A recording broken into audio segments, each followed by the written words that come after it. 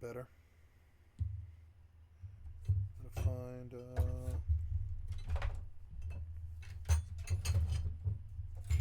my eye drops. There they are.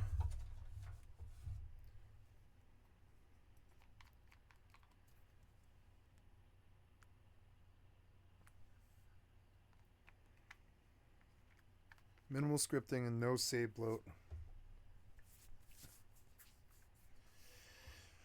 Well, okay, let's try it. I think this is risky to do, but I mean, I've abandoned this save essentially, so I don't think it really matters. We can always even start over. I don't think it matters.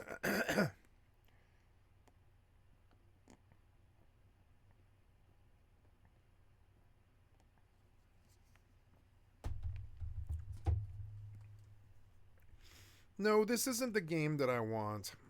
It's annoying, but I did do a little bit of work towards like making it better. But I'm gonna back off this tip because, yeah, like I don't think I want this active of a game. It's kind of a main game. Oh yeah, a lot of stuff here. I'll just close.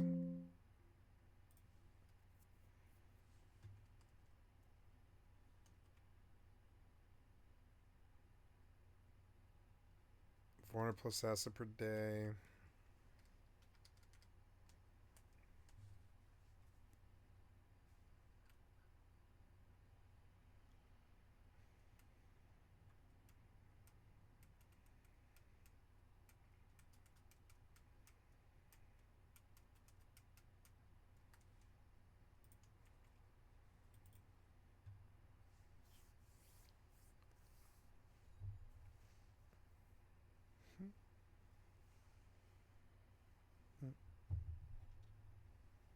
Okay.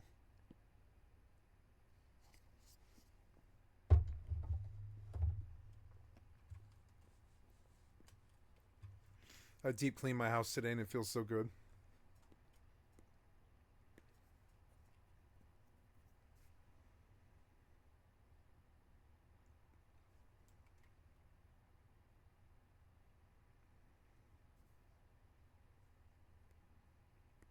Highway patrol every day, 9 p.m. server time.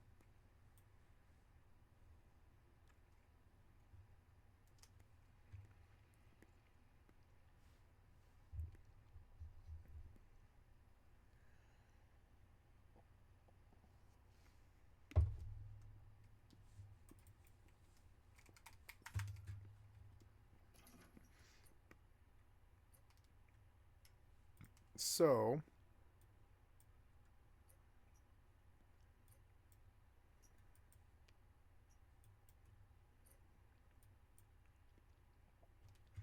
we're going down the road this direction.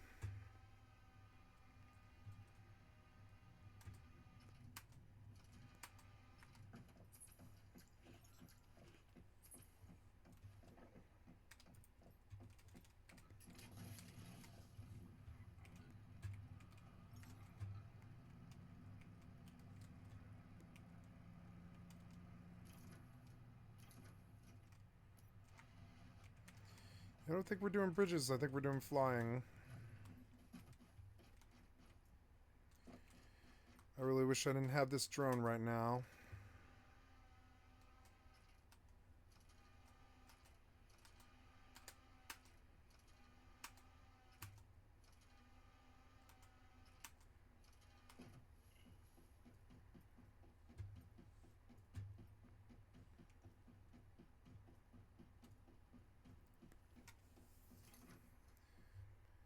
There's Dayton Hospital. I guess I will go to Greywater Camp so I can like teleport there.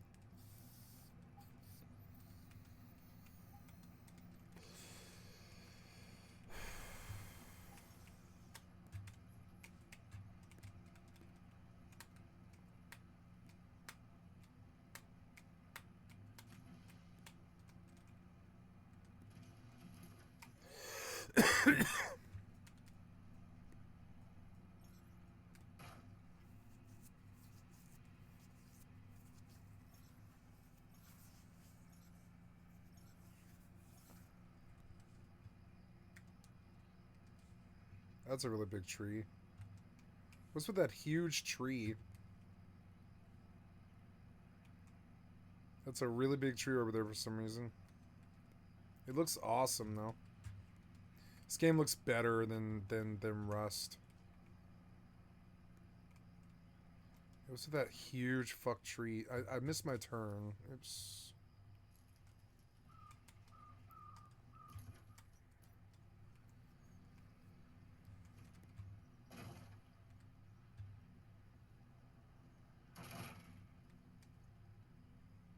Got some air there.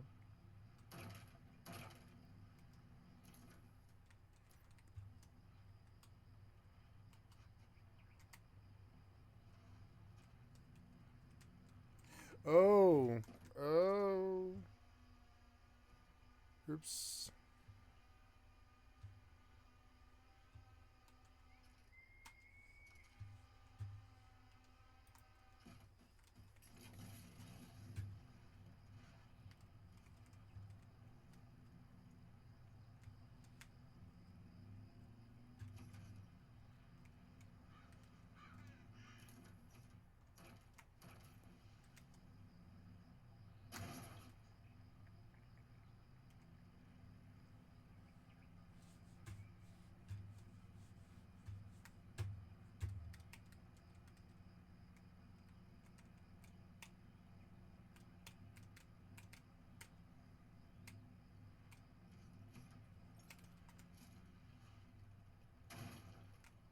Oh, this is a town. Okay.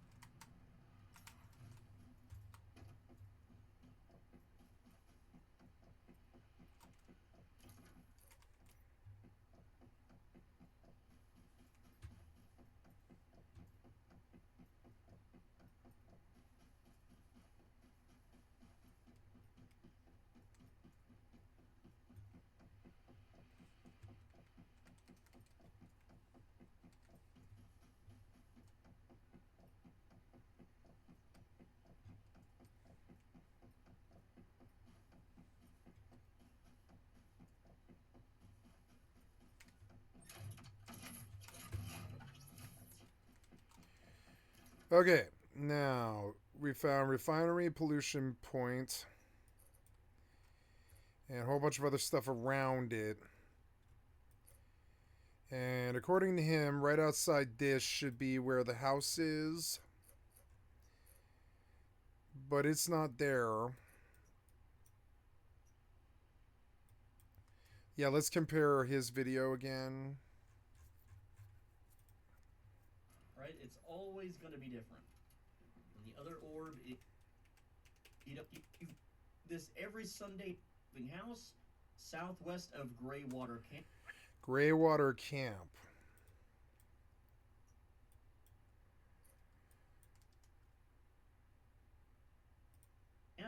And you can. Oh yeah, it is supposed to be right here. So at least we pinpointed where that is, so now I can teleport there. It doesn't seem like it's there. So can we see?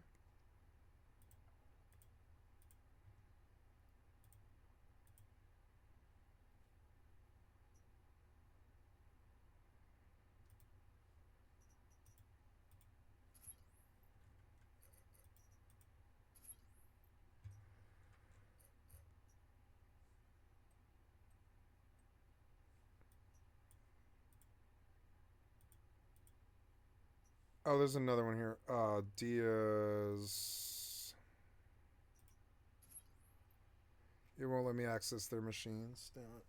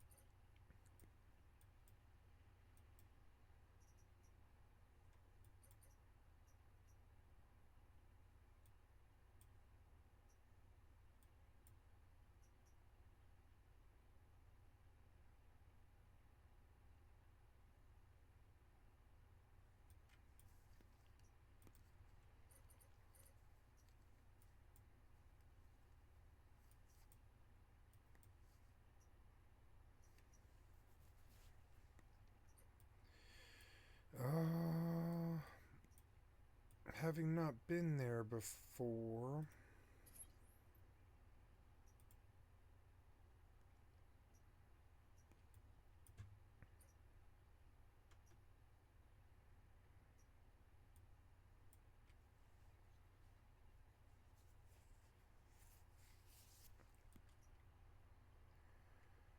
Well, I don't know where this other event is, the house event.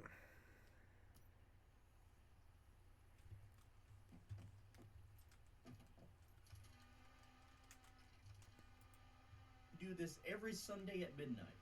Essentially, the moving house resets every time your commissions reset. So if you talk to V by summoning him with your tab menu, you can just see if commissions are available. If they are, go do the moving house.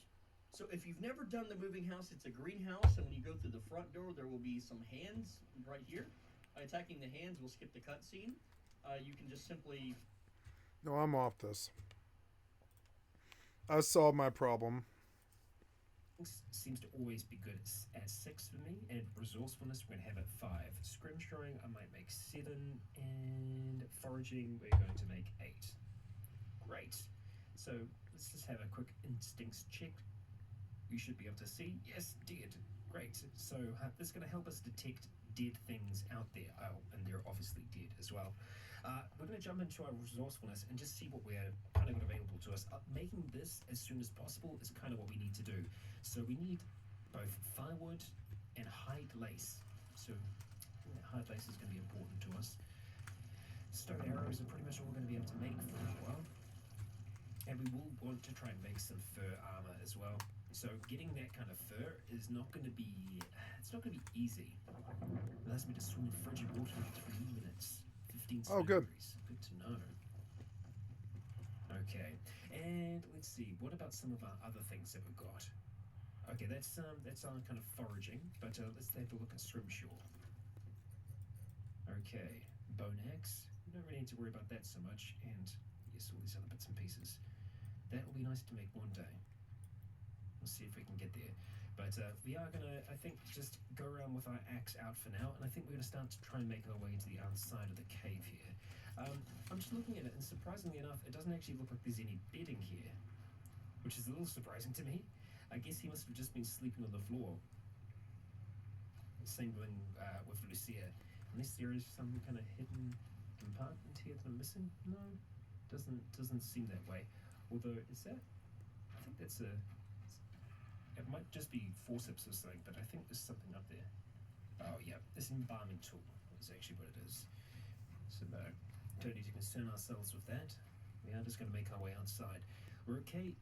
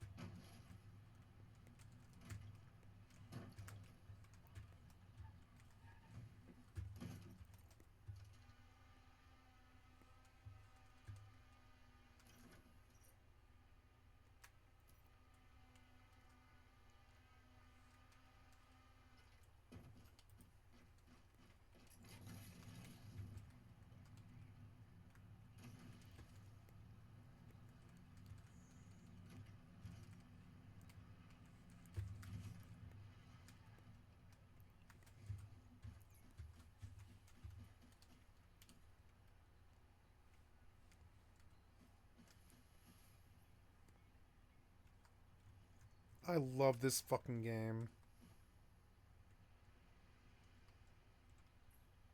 And it's totally free. Or I don't know, did they charge for it now? They might charge for it now. But they didn't charge for it when I started.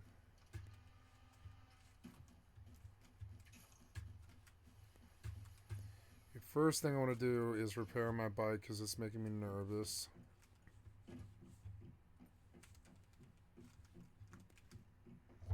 Frozen fruit drink is good.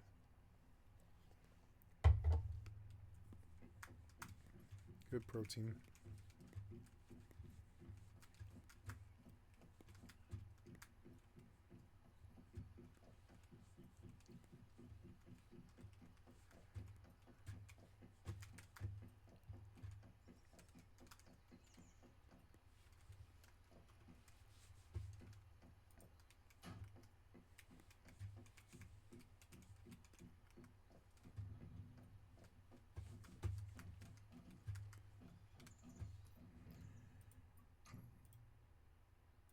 Pyroglide. Nice. But can I make like a stardust filter, a vending machine,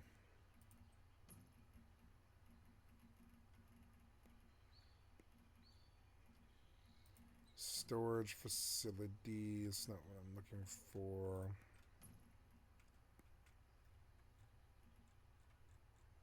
Oh, garage. Here we go. I don't have the 9 tungsten ingots that I need. I'll produce a bunch more tungsten. And we'll make garages.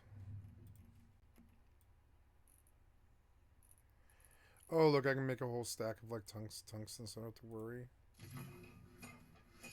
Yeah, but it'll take like 10 minutes, but that's okay. I mean, we'll make garages here in just a few minutes, just a few minutes after it's crafted.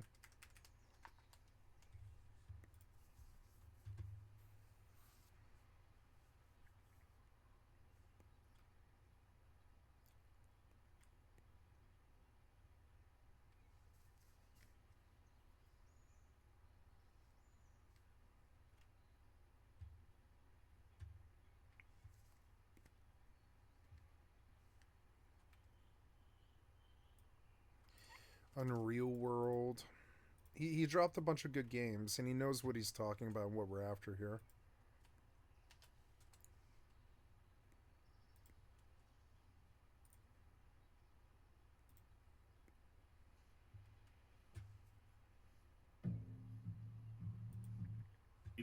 This is a game where you need to collect items off the ground or hunt animals by following their tracks. Now, considering how far out you can zoom to see everything, it makes sense not to have the terrain too cluttered. Still, there are some nice environmental effects like rain and snow, and it's pretty neat seeing the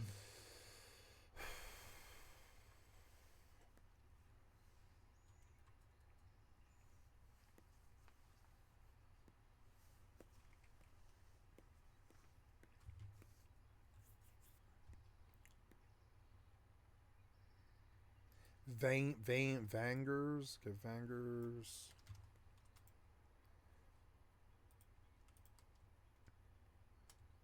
Vangers. Okay, Vangers. Let's see. Never heard of that before. Vangers review.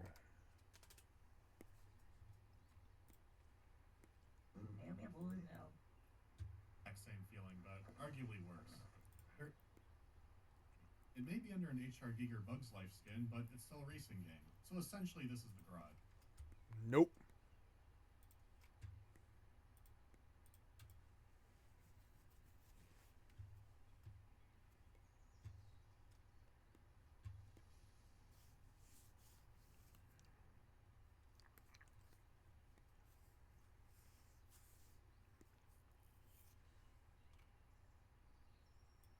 Jup.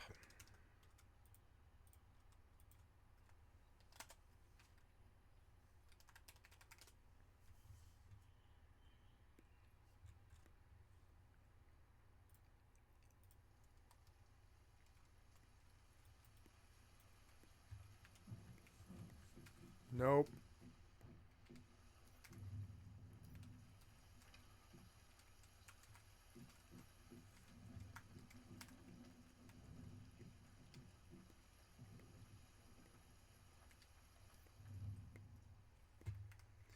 Okay, now I got enough tungsten to go build more advanced garages. Apparently I can... Oh! Ah. Apparently I can...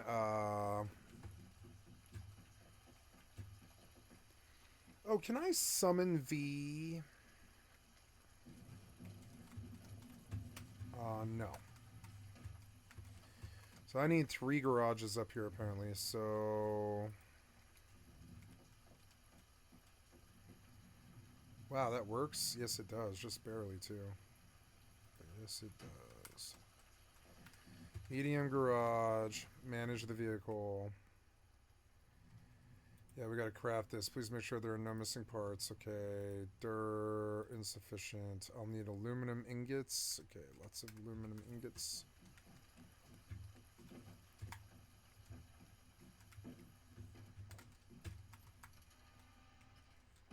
Ah.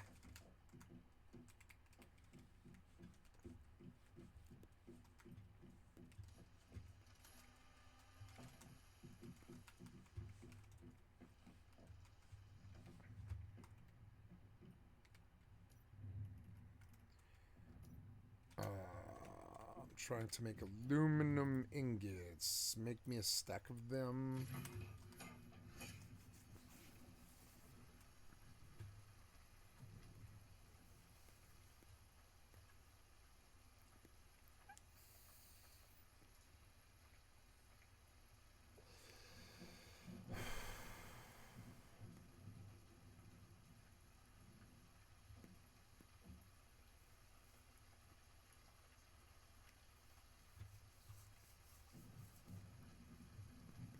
Elmanage. I've never heard of that before.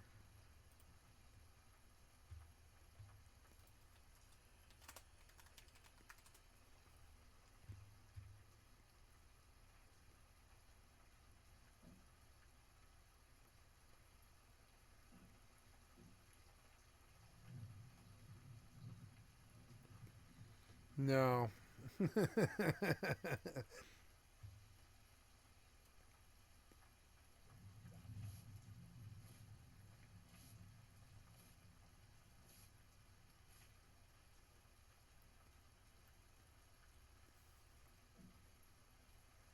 Path of Acra.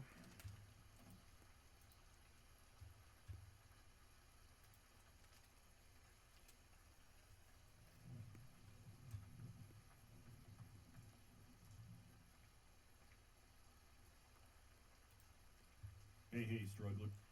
Divide speed and willpower damage bonuses, but points into heavyweight, which lets me take the Gallus prestige class, which deals blunt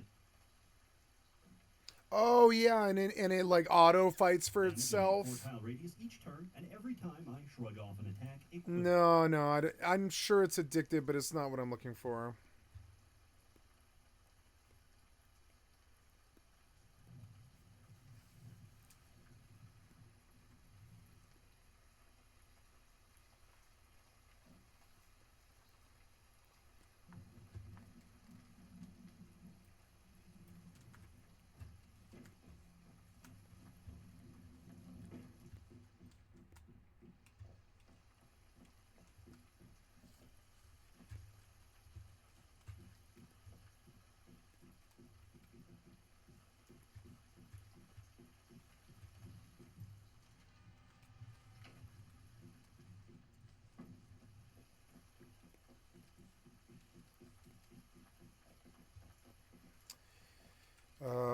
Yeah, I should have enough aluminum now.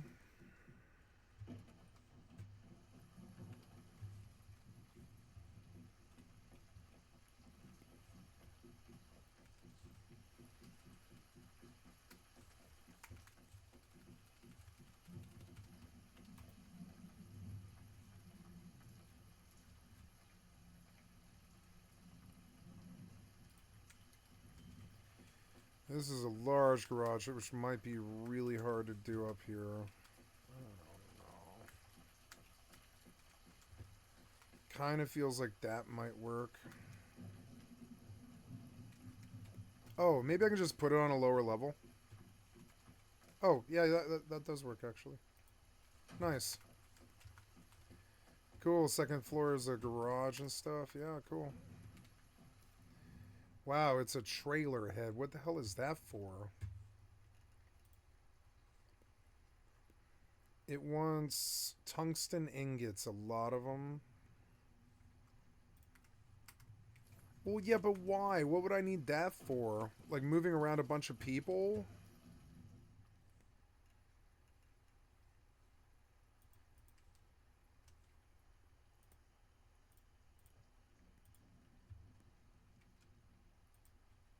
What's it for? Kingdom Come Deliverance has made people crazy by Kira. Yeah, we'll do this one and I'll pop a new tab. So I guess I'm looking for once human. What's the name of this thing? Trailerhead. What's it for?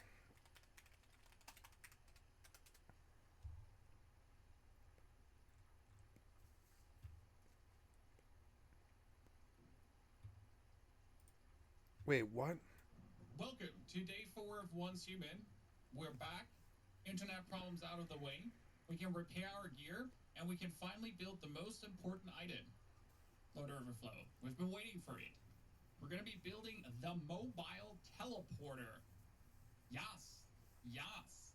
I am very excited. I hope you're looking forward to this too, because we got our house there, our house. And we need to build the mobile teleporter in there and see if that actually works, alongside our other drill important items that we need to get out. So this one comes back into crafting range, but we also need to build it one higher, because we figured out that if we build it this and it hits like a single tree or something, it goes ballistic. So I need to check if I can build this one taller, essentially. And then we're good to go. Now let me put the teleporter in the base. So we're gonna get our facilities, function, standing portal. So I'm gonna put a standing portal right there on the wall. Overlaps with the existing building structure. Well, would you not put it on a wall? Or was it overlapping with some other shit? Let's see. Okay, so it's there.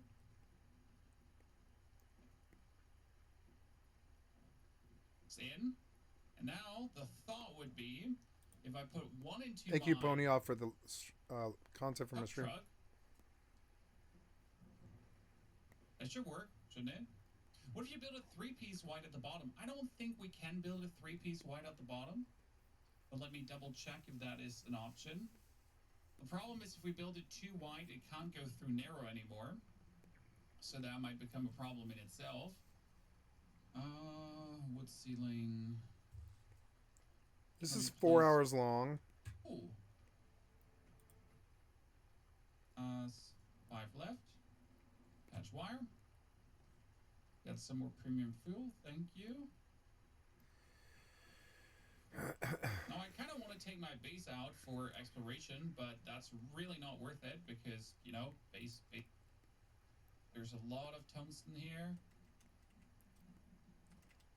We're super out of acid currently. Need way more acid, because that's like costing me way too much acid to ever consider doing again right now. Because make another one for mount. That's a triple storage battery. I think the electric there.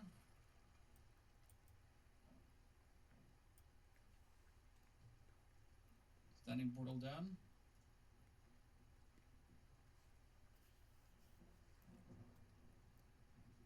Oh, he doesn't let me build it in here right now, because obviously he doesn't. Okay, we need to drive this further in to hope that he lets me interact with it again, because right now he doesn't for some reason. Okay, I can also not enter the truck right now. That's interesting. Let's get the truck.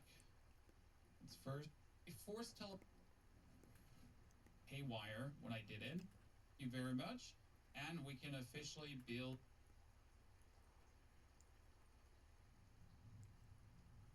Oh, you're not letting me build it in here? No. Really?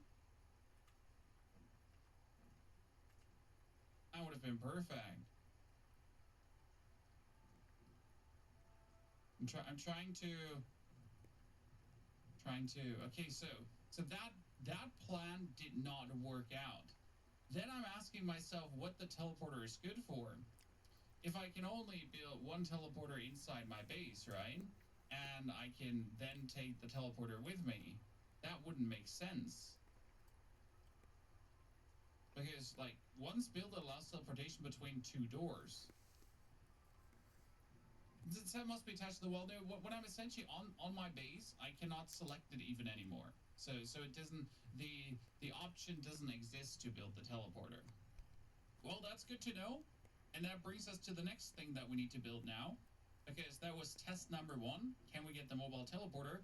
But now we need to get the resources, and that's where we're going to build our advanced chainsaw. Okay, so we already. Okay.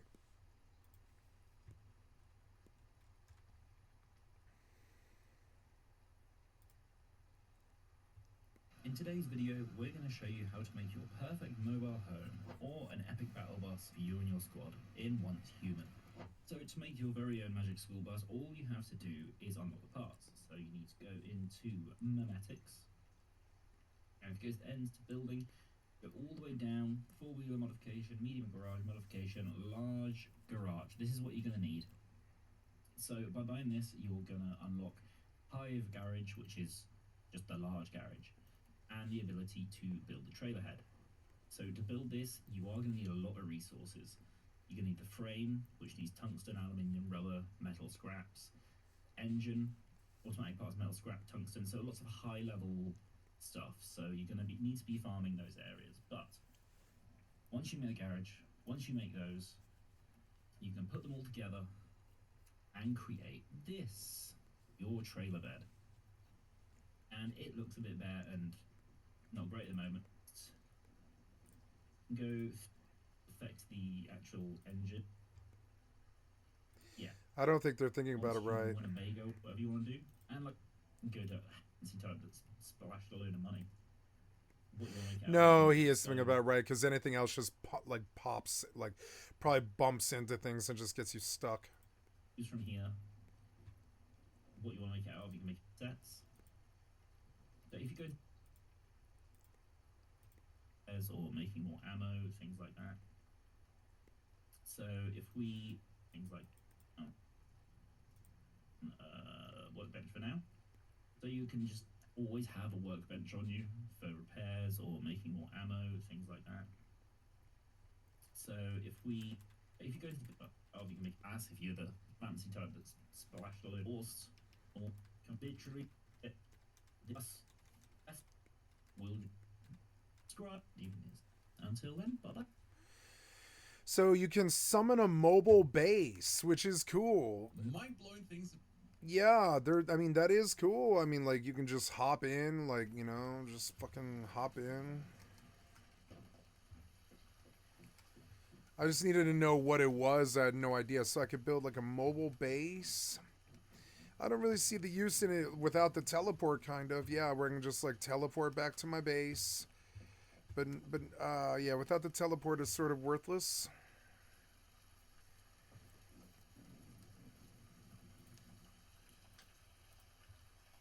Let's look. Once human, teleporter, on trailer head.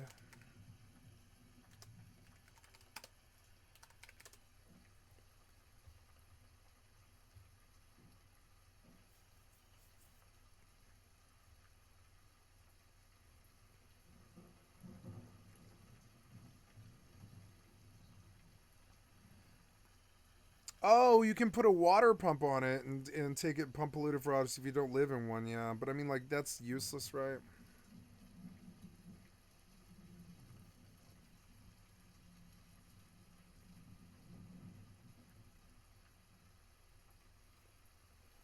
So no, this was kind of worthless. I shouldn't have spent down the chart, but I don't know if it matters. Kind of annoying.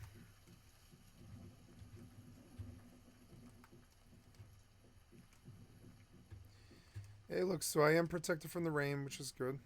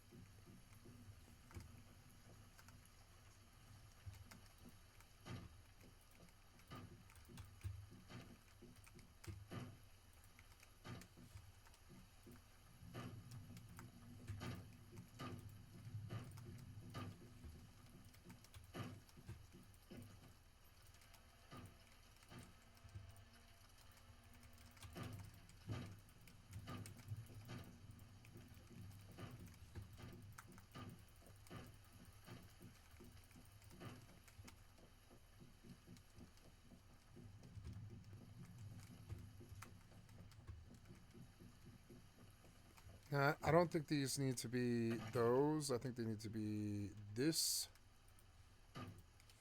There you go. Yep, you can do floors all you want or whatever, right? Yeah, I probably can now. Yeah, I probably can now. Yeah.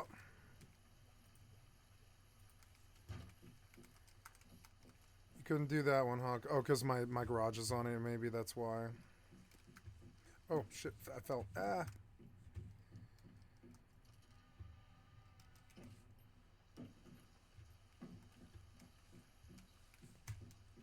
Nice. What time is it? It is 8 p.m., so I can't go out the lunacy. Where am I? Oh, yeah, I'm way over here by Greywater Camp.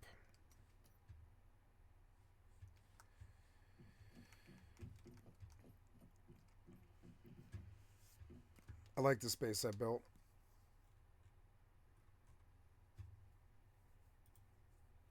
You can't teleport to them. We're really used to it. Feels would be to put a supply tag on it. Teacher sounds like a good farmer, but nope. Only use it once now. Standing out on mine.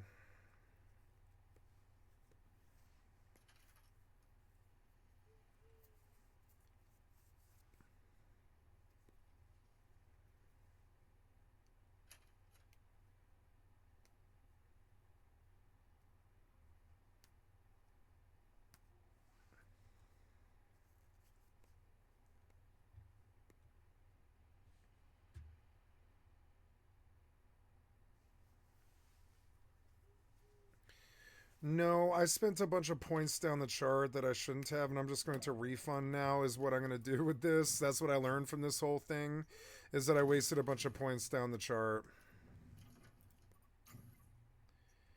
So now we go back to Nemetics. Oops, wrong button. There we go. Gear, Nemetics Cradle. Oh, did I reach 50? Did I? I guess I did. No, I didn't. No, it's a specialization. Specialization selected. Unlock any 2 smelters. Any 3 mayfly. Legendary mayfly. Okay, well. Oh, wait, no. Legendary mayfly management specialty elective gene extractor. Okay, cool. Remaining replacements in this specialization memory fragment.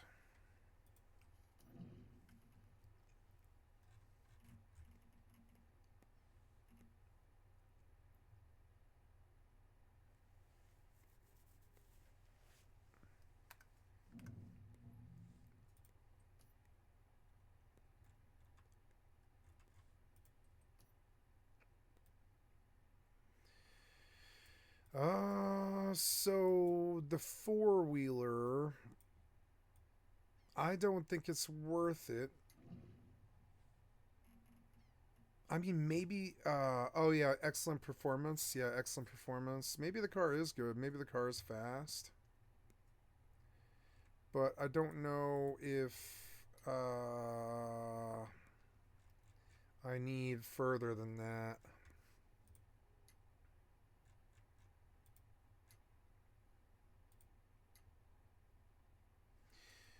Oh yeah, never mind. So if I want to improve my stuff, I have to buy through to modification 4, which means that no, that's fine. That works. So I think now I can go to the large garage and I can actually, well, if I have the ingots, I can produce a really fancy fast car now. Apparently.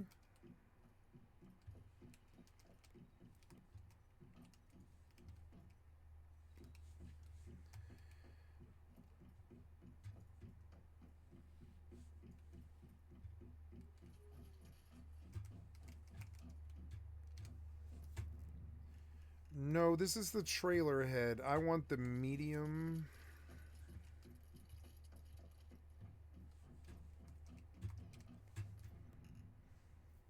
Turbo pickup, but oh, vehicle list. Yeah, I want a vehicle list. That's the only one that I know. Oh, it's a crappy pickup. I don't know. I don't know about that, cause Yeah, no, I think I just want to upgrade my particular motorcycle to this thing. Oh, okay. Oops. Vehicle repair. Sure.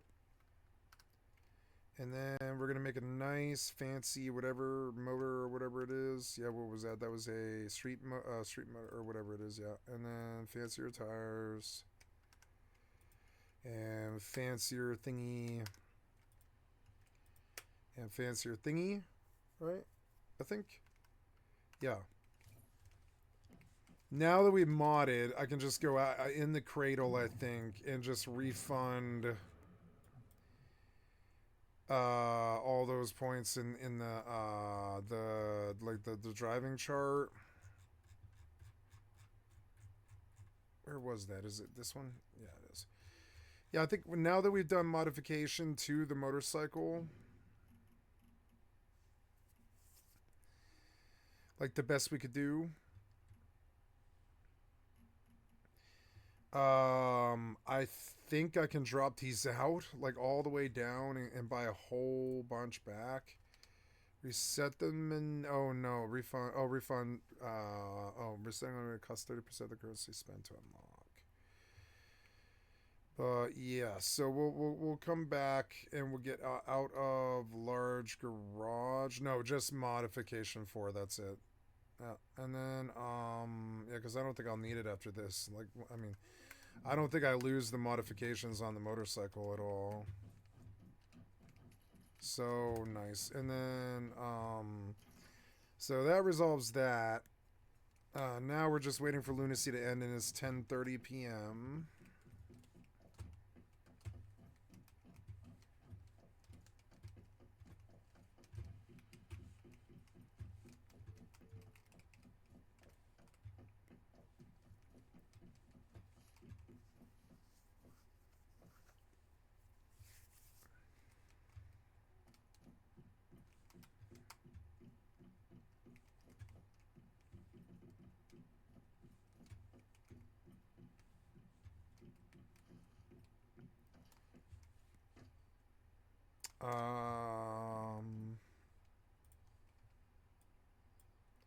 Ooh, 1.22. We're making pretty fast money these days, but I still got to get up to like double the amount of ships that I have now.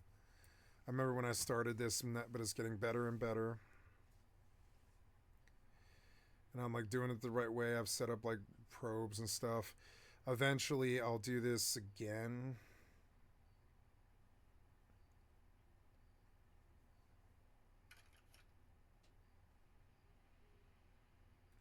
In like a different system. I'll go scout out a different system and just farm there with another 200 ships or whatever. And eventually it'll just be like crazy, crazy income. It's funny that I haven't flooded the ice market, but I think they're happy with it.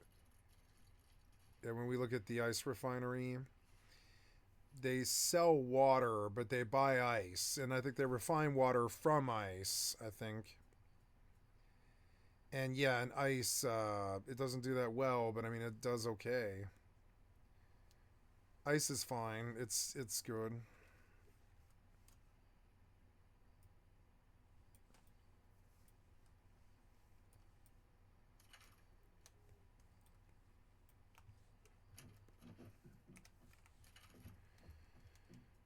Such an interesting game. It's got such cool colors sometimes.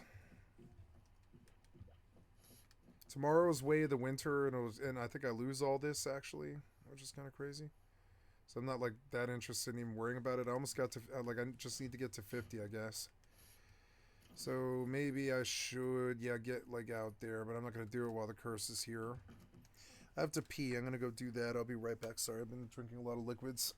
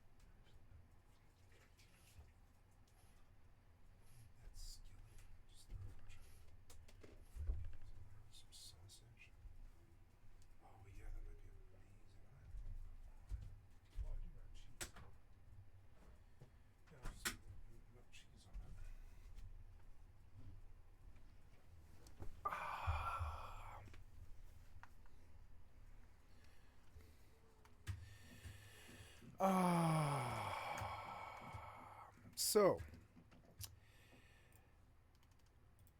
I am going to log over and worry about hardcore FFXI while I hunt for a particular type of turn-based game that's got like base building.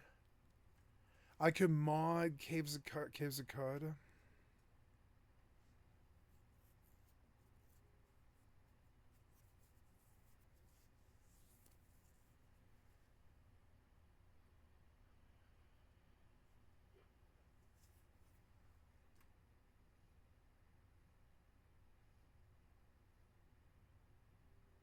No, these concepts are cool, but they're not good enough. Okay, we go on the hardcore character and we're grinding Dem.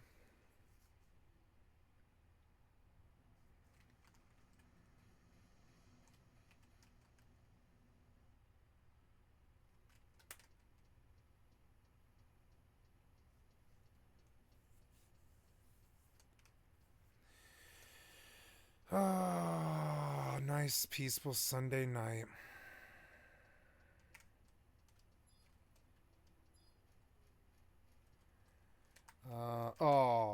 Did Bastock lose this? I bet it did, huh? It did. We lost it, and so now I've got 36 minutes left on Signet, which is annoying. I can always go home though. It's not bad. Let's sleep him.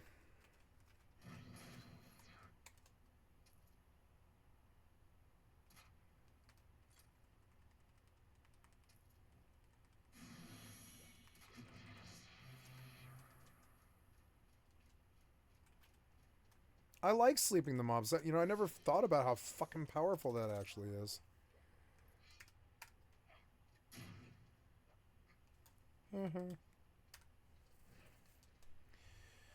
So...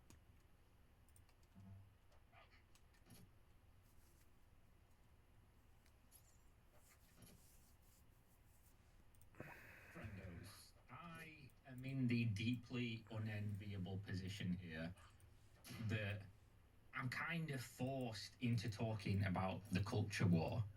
Not because it has any kind of real relevance on my life, but it's starting to get a little bit wild now in terms of like journalistic practices of people putting information out into the world and narratives that are running kind of wild. And this whole thing has been very confusing to me because check. I thought when Check. Woke versus anti-woke stuff started really reaching a boiling Check. point recently. Fuck. Yeah, sorry. The entire thing was, oh, we just want better games. So I thought if a game was like universally well received and there wasn't any like incredibly oppressive, forced elements of these things that people don't like, that it would just be accepted and be like, okay, that's a good game then, and then everyone would just kind of move on. But now we're really seeing that it was never about good games at all, and it was just about what I want and a sense of entitlement to a degree in which we've not really seen previously. Because obviously growing up and being around video games my entire life and social media and then doing social media for a job, I think in years past we kind of all just understood that preferences are okay and things existing for you is okay and things existing for me is okay and things existing for somebody else is okay, because if we all have stuff then that's good, right? But it seems like that's just not the case anymore. What it is everything needs to be for me, and if it's not exactly what I want, exactly the way I want it, it's bad, it's X, Y, and Z, maybe throw a few conspiracy theories in there, and it needs to fail, which is very odd because this all gets solved by the market, right? As it always has done. Good products that have an audience that is willing to pay for said product will exist, independent of whatever my opinion or your opinion or anyone else's opinion is on said thing. And bad products that don't find an audience will cease to exist. And this is the way it's always worked, but for some reason now, we're at a stage where everyone needs the thing that they don't want to fail for, I don't know, Schadenfreude, to feel like they're involved, to feel like they have power in the world. I don't know what it is. But when you look at like the evolving narrative of kind of where you go from the framing of something to the reality and then the reporting on it, and the absolute lack of journalistic ethics in many of these people who are untrained, they're not journalists, but by virtue of reporting on things, they are acting in a journalistic capacity and therefore are in breach of whatever you would deem to be useful for a journalist to do, and the responsibility they would have for their audience.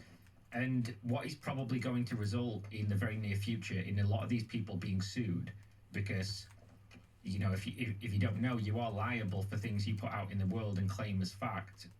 You obviously, if you've had an insider tell you something, that's a defense. But if you didn't do the requisite research and background checks and vetting of said insider, multiple sources and things like that, then you're eventually going to come unstuck when you fuck with the wrong company, because these things that you're doing are undoubtedly going to impact sales and the market in which they operate and public perception and things like that. Not in the way that they think it is with the, you know, companies going bankrupt because the people who are posting these things aren't buying the product. Because as I'm going to prove to you in this video, a lot of the people complaining about this stuff never played the games they're complaining about anyway, and we're never going to buy them. So them boycotting it is largely irrelevant because they were not the target audience, and the target audience exists and is happy.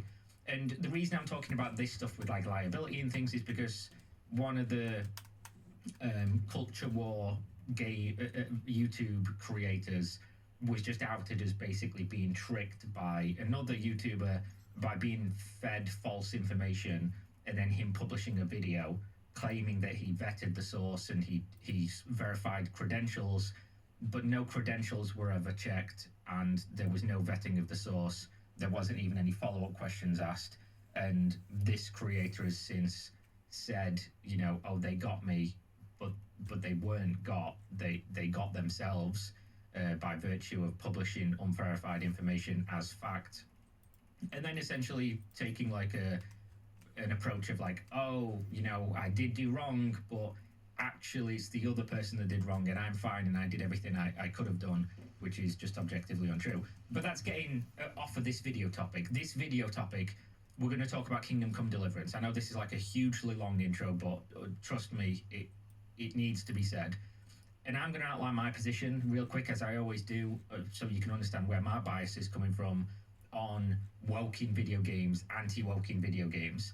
I think, personally, I do not care. I play products, I play games, I read books, I watch movies, I watch TV shows based on the merit of exactly how good they are. I don't care if there's gay people, I don't care if there's not gay people, I don't care if there's people of every colour under the fucking sun, made up colours. Me neither. I couldn't care less. I don't care if the story is told from the perspective of a woman, Of a goblin, an ugly woman, an attractive woman, anything A troll under the in between. I don't care bridge. if Yep. the character is gay. I don't care if they're straight. I don't care if they're both. I do not care. And the reason I don't care is because when a creative makes a character or makes a story, I trust in the reason that they're creating something. If the rest of the product is good, if the rest of the story, the rest of the world, or whatever else is good, that they have a reason for doing so. Maybe they do, maybe they don't, maybe it impacts the story, maybe it doesn't impact the story. It just depends on what the thing is. And there's a whole host of criteria and nuance and grey area of what this is going to be depending on the thing you're talking about. If you make a game where the character being gay is like a core premise and it's built around that and it's about telling the perspective and the struggle and the journey of this person, I probably can't relate because I'm straight. The same if it was a story about somebody growing up in the Sahara or you know, somebody growing up in America, because I'm not American. I can't relate to these stories. I've read books my entire life. I have no problem putting myself in the position of a character that isn't me. I'm me every day. Sometimes it's okay to not be me by reading or watching or trying to understand something from somebody else. So I have no issue with any of this stuff.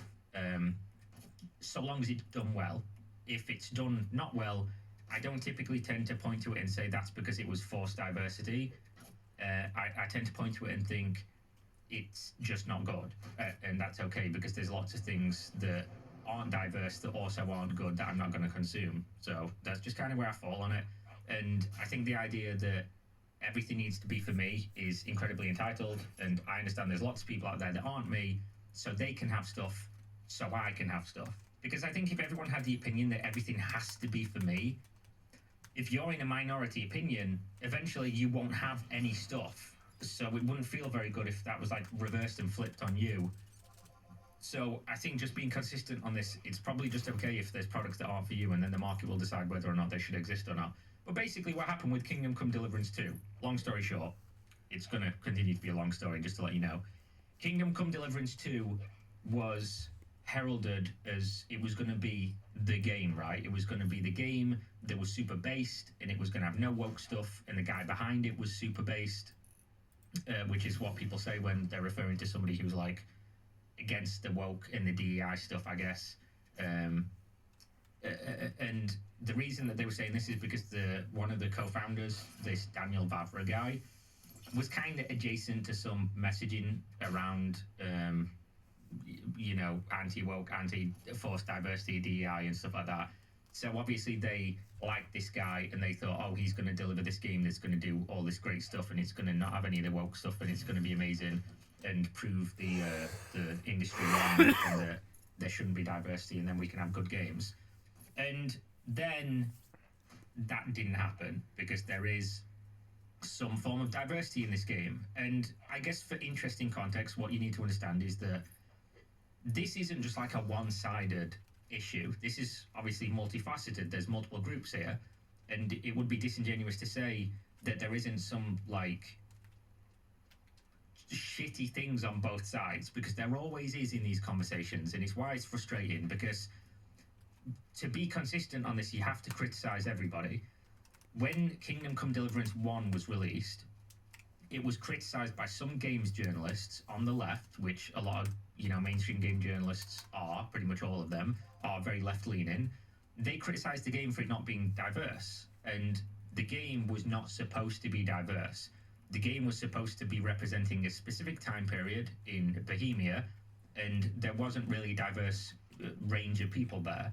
So the game not being diverse is a fucking stupid criticism, because if you say, I don't even need to justify it. I think we can all understand, right?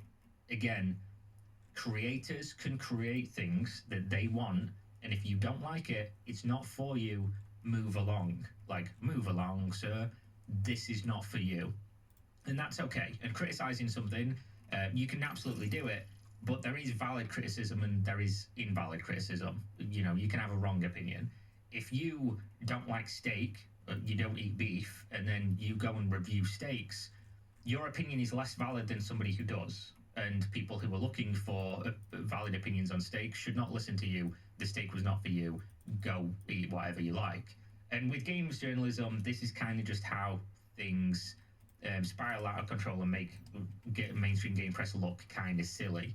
And I will also say, because I forgot to when I was initially recording this, we already decided, and this group specifically decided, because it does kind of lean towards the more hardcore gamers and things, that the creatives choosing what's in their game and how the game's played and things like that is fine, because it's from a lot of the mainstream game press that would always say, oh, Dark Souls and FromSoft games should have a difficulty slider, difficulty options and things like that. And then people would always say the correct thing, in my opinion, which is, if the person that makes the thing wants the thing to be a certain way, that's okay.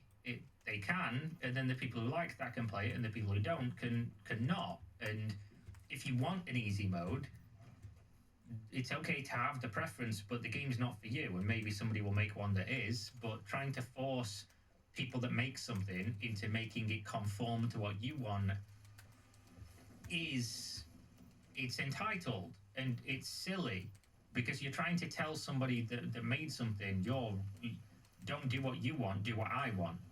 Which maybe you're right. Maybe that would make the game more successful or whatever. Maybe it'd be good or it'd be better because more people can enjoy it. But that's not for you to say. I mean, you can say it, but the creative can then just say, "Oh, I want it to be this way." And we all came to the conclusion, at least most reasonable people, that that's okay for a creative to say, "I want the thing to be this way."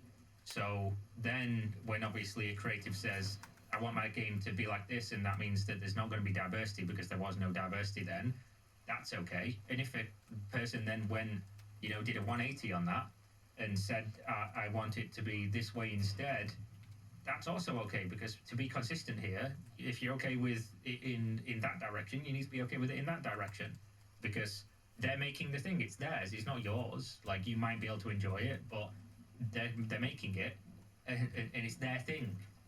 This is just how I see this. They criticised the game for no diversity. The guy said, why would there be diversity?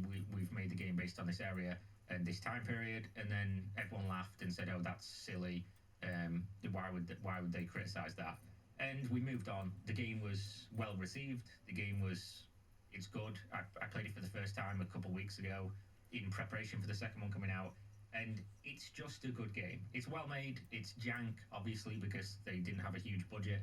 But you can tell it's made with love. You can tell the people who made it really understood who they were making the game for, what they wanted the game to be. And in many ways, it outshines its competitors in the RPG market just because of how being in the world feels very authentic. And the game just feels good, despite, again, cutscenes and voice acting and stuff like that are just not all that great. So with the second game coming out, what we expected was more of the same. At least fans hoped the game was just going to be Kingdom Come Deliverance 1, but now with more money put into it. Better voice acting, better production, better graphics, just an expansion of what it already was. And obviously that's what we got. And we'll get to the release and everything in a minute. But where all the drama begins is while people were holding Kingdom Come Deliverance 2 and Daniel Vavra as being like on their team because they thought they were, the game got banned in Saudi Arabia due to, quote, unskippable gay scenes in story mode. Now, as we find out, this was incorrect reporting. This was, again, people putting things out into the ether that are untrue. I don't know how this rumor came about. I don't know what specifically happened. I don't want to dig into it.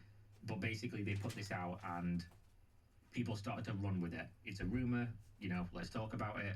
And I'm going to be fair here, as I try to be with all my coverage on stuff like this. If you were a fan of Kingdom Come Deliverance 1 and you played the game and you really liked the game and the characters, and then you were told there are now unskippable cutscenes where the game forces you to be homosexual, I can understand if you're upset about that, because you expected one thing and then you feel like the rug was pulled out from under you. I can understand if you're forced to role play a gay person, let's be clear which about is that. fine. It didn't exist ever. I can understand having that opinion at the time that this information was going public. But obviously, as we see, you don't trust everything you read on the internet, and this was confirmed as being incorrect. And obviously, if you played the first game, you knew all the cutscenes were skippable and all romances and things like that were completely optional. So it would have been an issue. Not for me, but it would have been an issue. Not for me. If they then decided to switch up these core elements and force you into something, pigeonhole you into something that wasn't like a core part of the story. It was RPG options, which romances usually are. And a lot of the things that made Kingdom Come Deliverance 1 good was the freedom to make decisions and to impact how your game was being played. So, again, I can understand completely why people initially had like a very, let's say, lukewarm reception to this. They put it very, very lightly and lighthearted.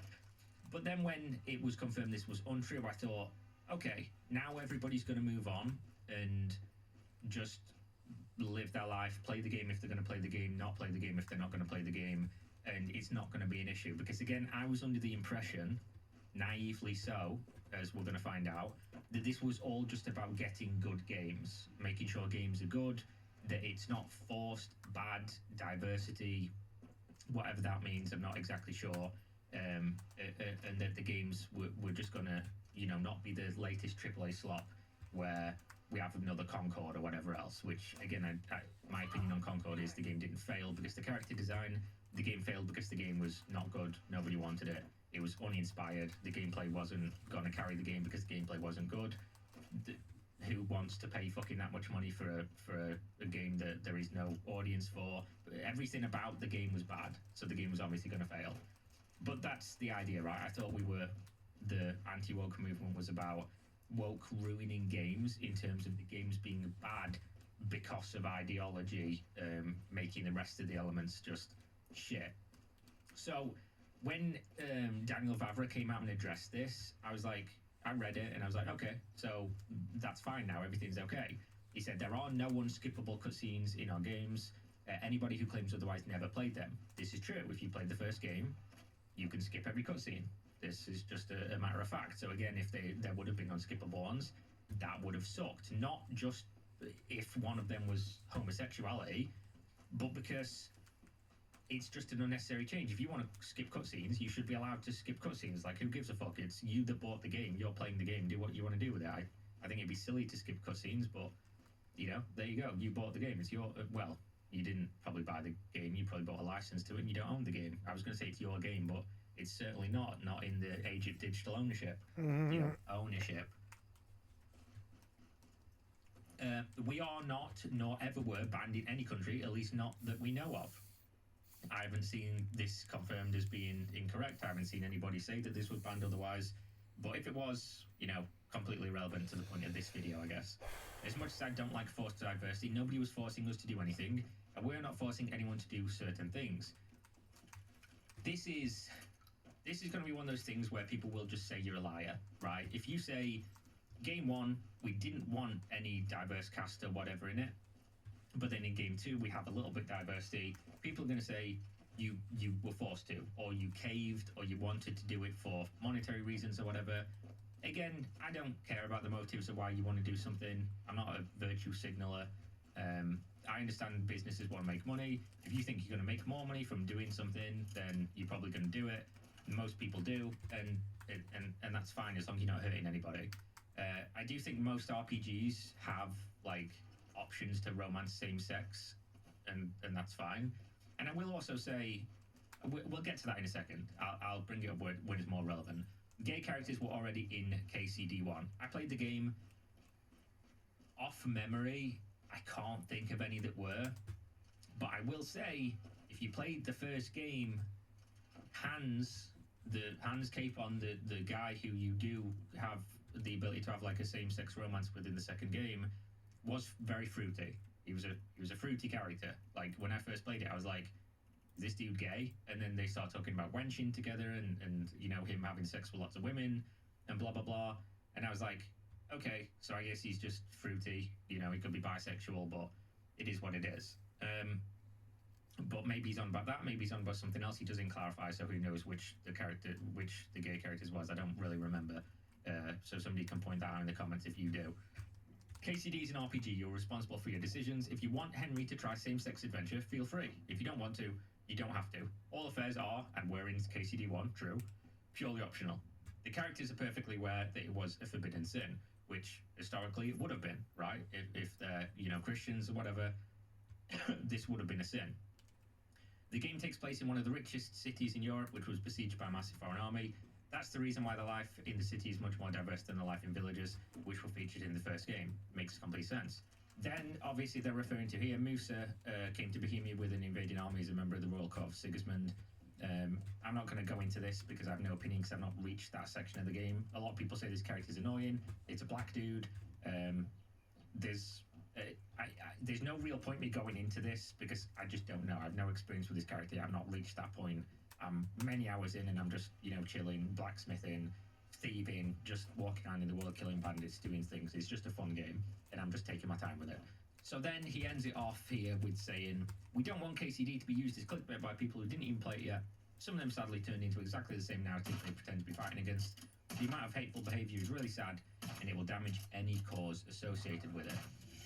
Now, what he means here, at least I'm going to assume what he means here, what I think he means here, is that obviously the movement of at least what I think the majority of people in this like anti-woke movement got involved in it for was we think the mainstream game press does not serve our interests. And they're right. The mainstream game press does not serve your interests. In fact, I'd say that a decent chunk of the mainstream game press serves the interests of themselves and the companies that they work with, the big publishers, the people who give them the exclusives and blah, blah, blah. And there are obviously people that work within the mainstream game press that actively do not like you or me. You know, a straight white man, there are leaks out there, there are tweets from these people where they're just like, they're showing vitriol towards you and me, depending on what you are. You might be a black man, you might be a woman, whatever you are. You probably, some of you probably don't apply with that, but a lot of you'll probably be straight white men. And obviously, there's a narrative that is bad.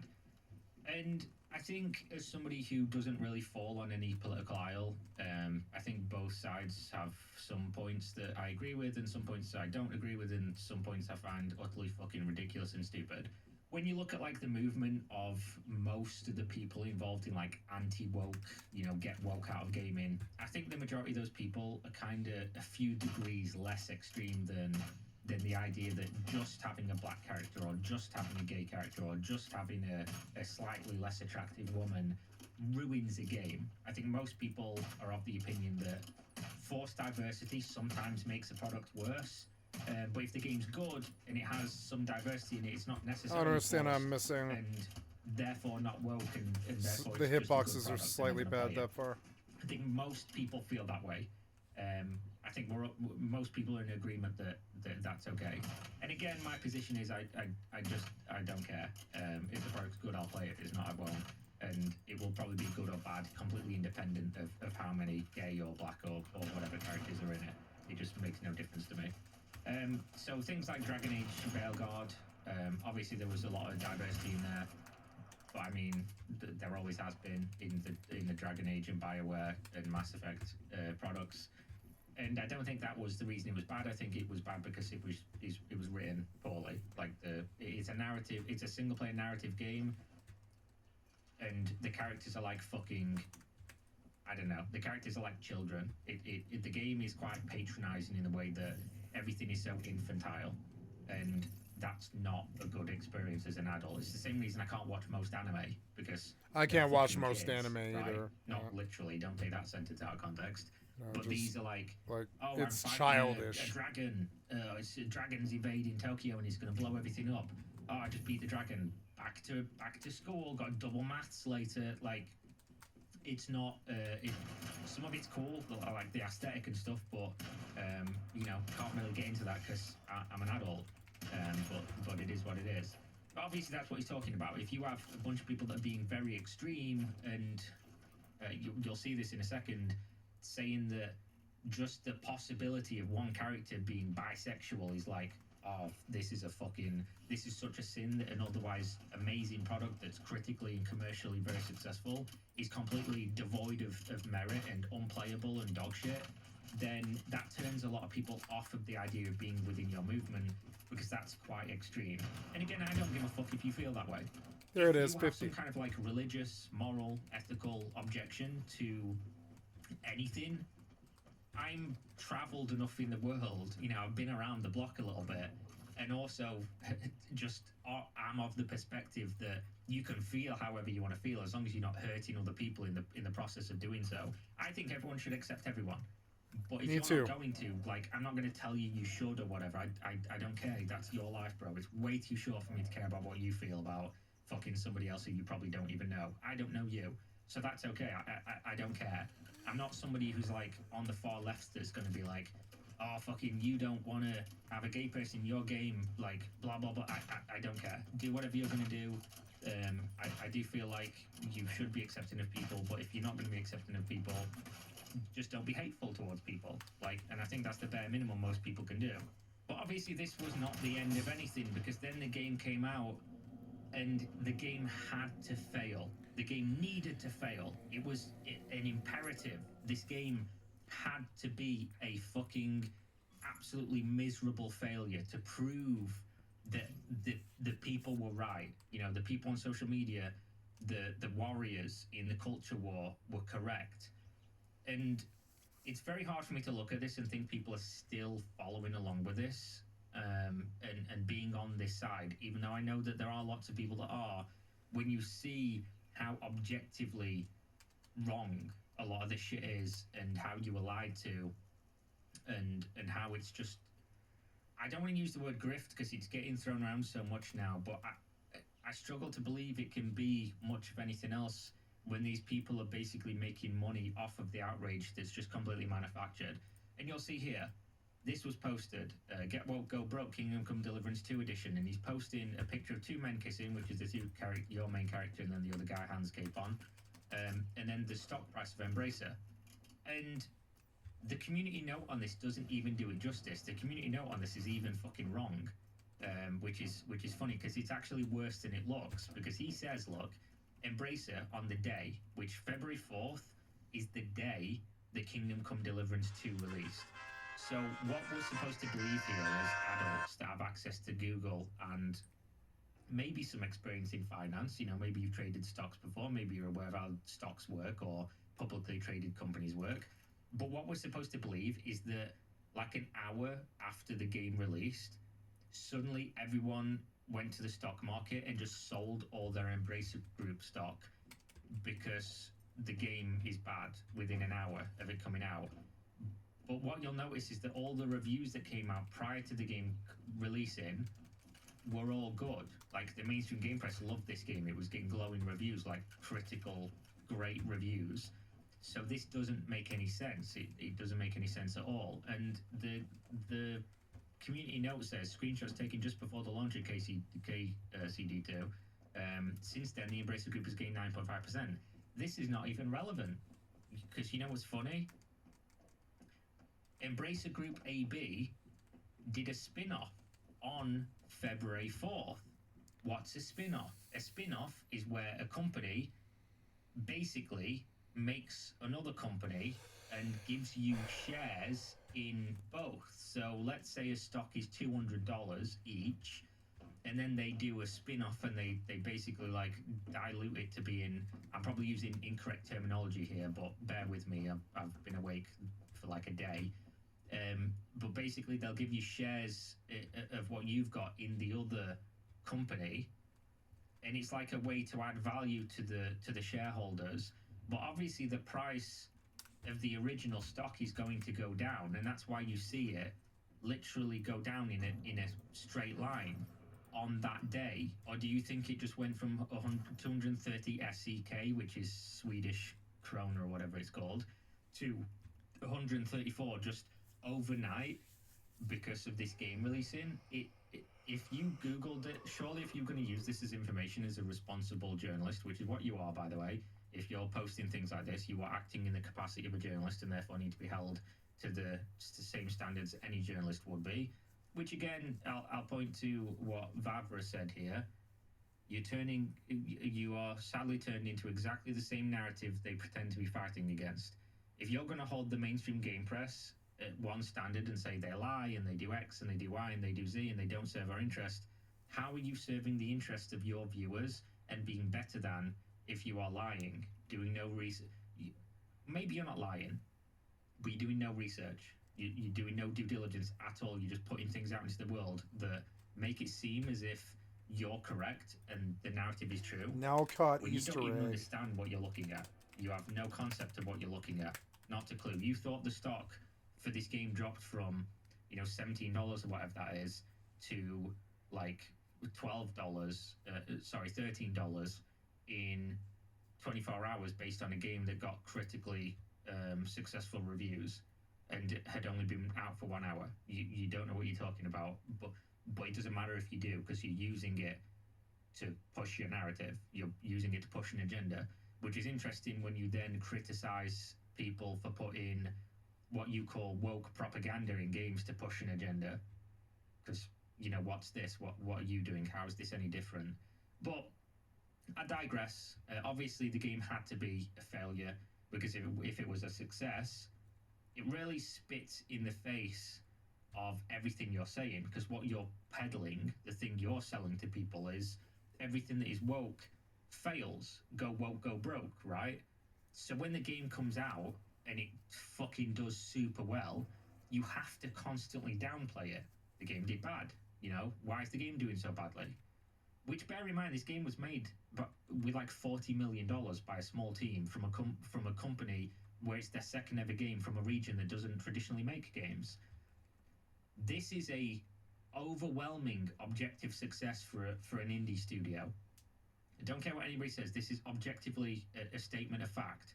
And this guy posts again, Kingdom Come Deliverance 2 couldn't even reach 300,000 concurrent players when it supposedly sold 1 million.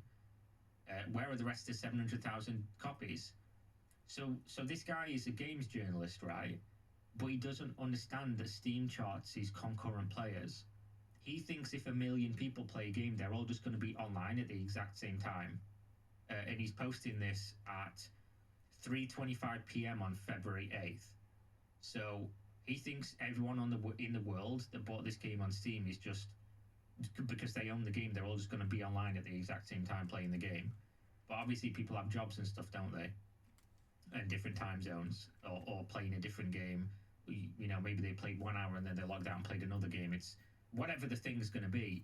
It's obviously just utter nonsense. And then just wanted to go and dig another one. This guy's tweets out around the time of release, where he seemingly doesn't understand the concept of sleep, because he says, while boasting high initial numbers, Kingdom Come Deliverance 2 is already dropping like a rock for players in the game. It seems people tried it out but are fed up with the woke agenda inserted into everything.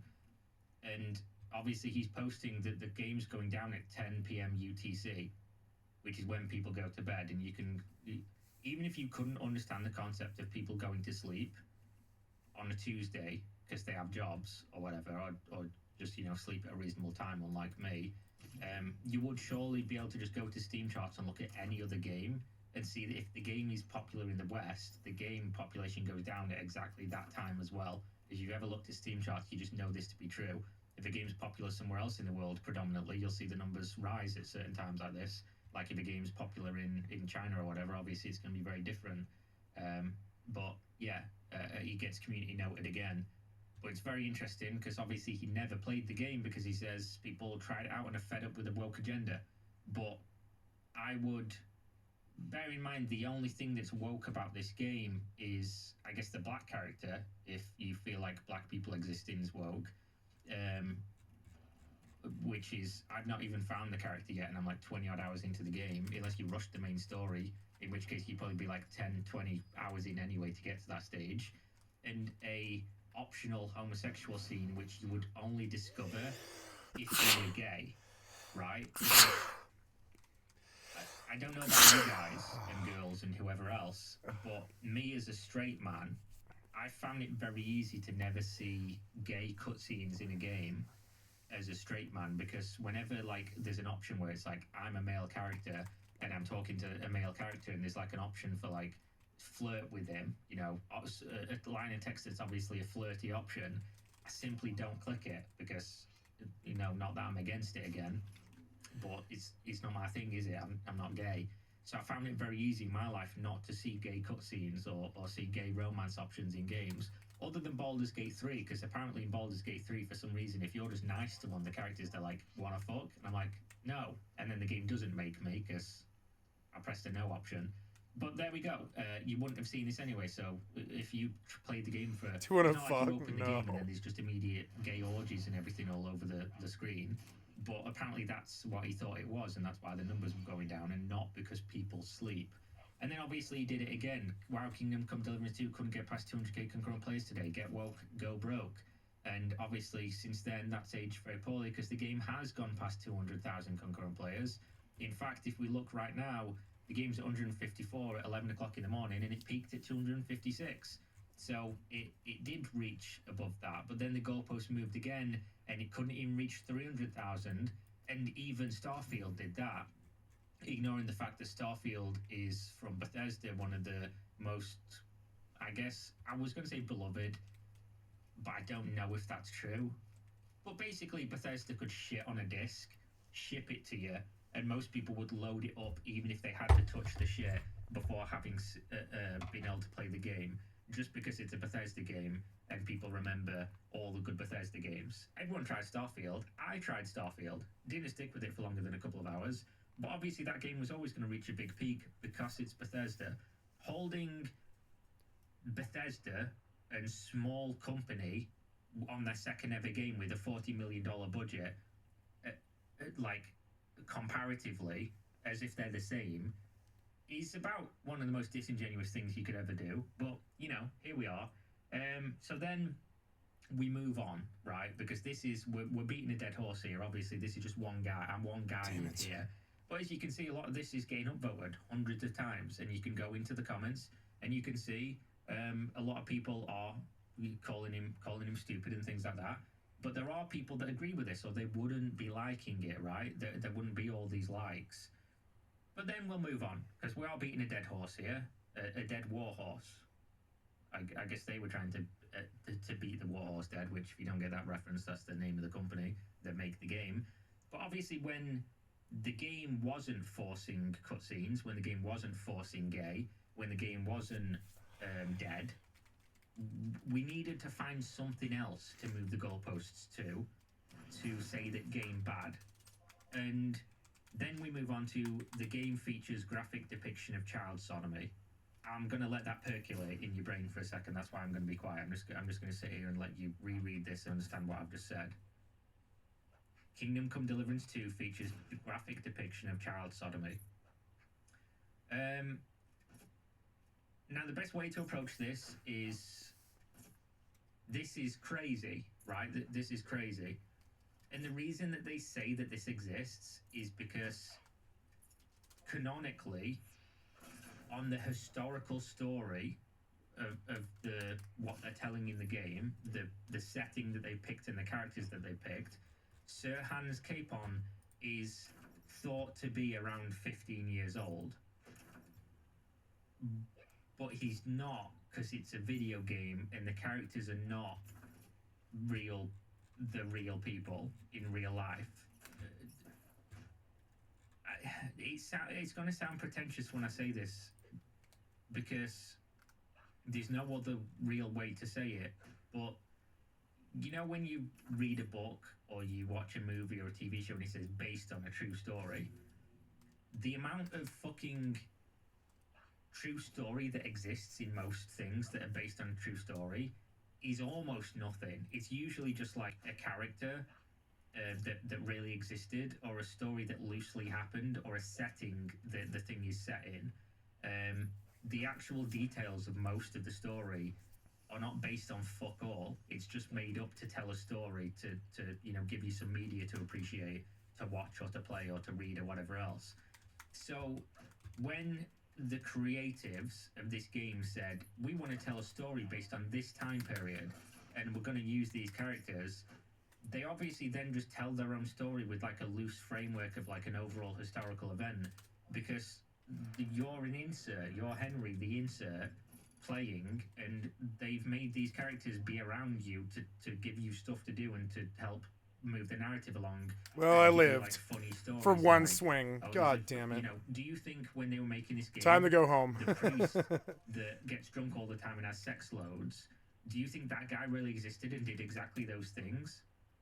And how would that even work with you having freedom in an RPG game to make decisions and kill people and do things a different way if it was historically 100% accurate? It just doesn't work. There's no logical consistency here if you know what based on a true story means, or based on historical fact. Like, they've obviously taken characters in that was around in that setting specifically You go to the restroom. to tell the story of what you're doing in the overall narrative.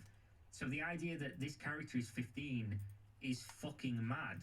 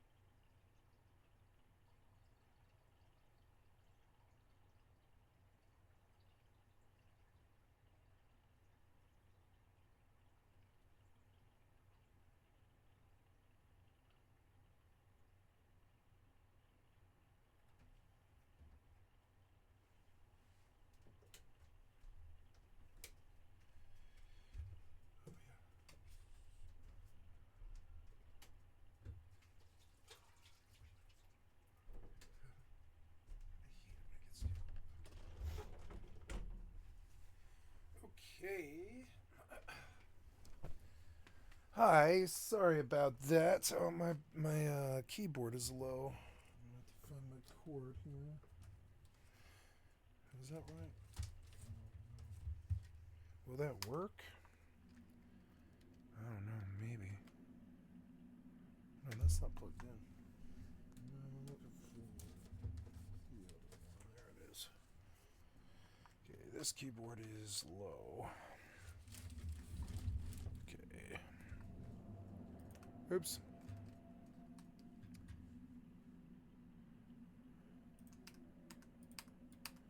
Something happening? Oh, yeah, this thing spawned on me. Great. No, I don't want to do that.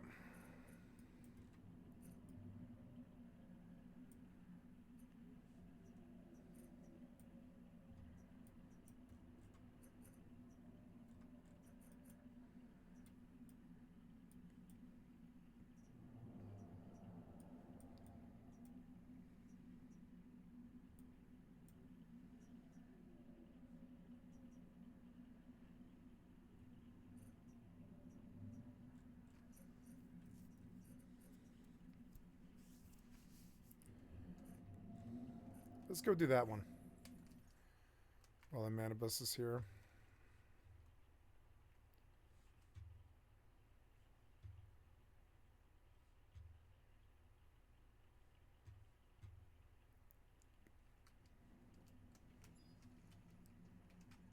God, I love lossless scaling for fucking Final Fantasy 11. It's so good.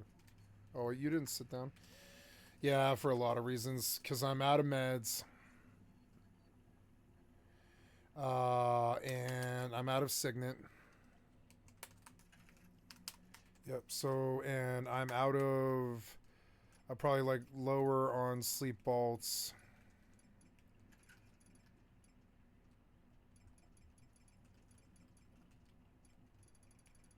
Sleep bolts. And crossbow bolts. So we're gonna look, take a look at,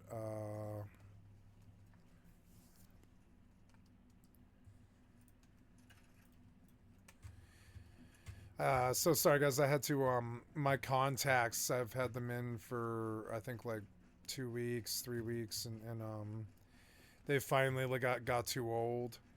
I recently did a change where I didn't used to take out my contacts when I slept at night because it just wasn't worth it to me. It's way too much hassle and it messes with them too badly. But lately I got a pair of glasses and I'm...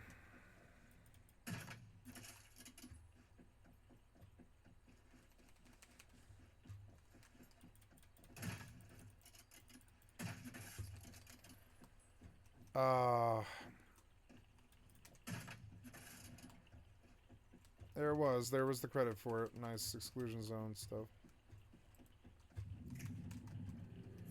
Yeah, you got something in there. Nice. Oh, my character is hungry. Working on this battle pass makes me want to work on Fallout 76 battle pass. I don't want to pay for either game, but I set up where I don't have to pay. I don't have to pay. I can always scrap wherever I am with just a little bit of walking. Now that I'm level 50, I'm just like waiting for the next season to start or whatever, next portion of the season on a different like scenario completely. What was that sound? Oh, I'm at the market. Yeah, so first thing we need to do is consult how much room I have. Let's go deal with all of that first.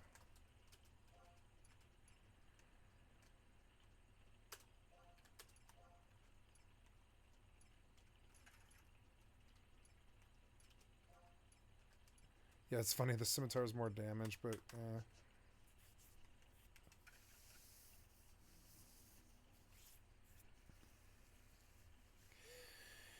And so yeah, all of my life for 30 years I didn't take out my contacts, and then when I got to be, or even longer, like 32 years, something like that, I finally started taking them out, and I just started putting my glasses on at night and taking my contacts out and put them in the case and stuff.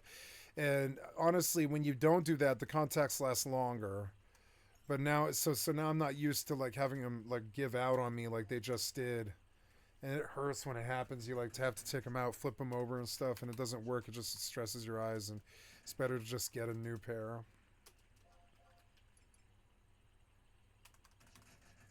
Oh, what's this? Ah, don't die, don't die. Oh, is it? Oh, is it lunacy now? It is. Son of a bitch. No. Well, I got what I came here for. I was just looking around for crates and stuff. We will go home. We will go home. Back home.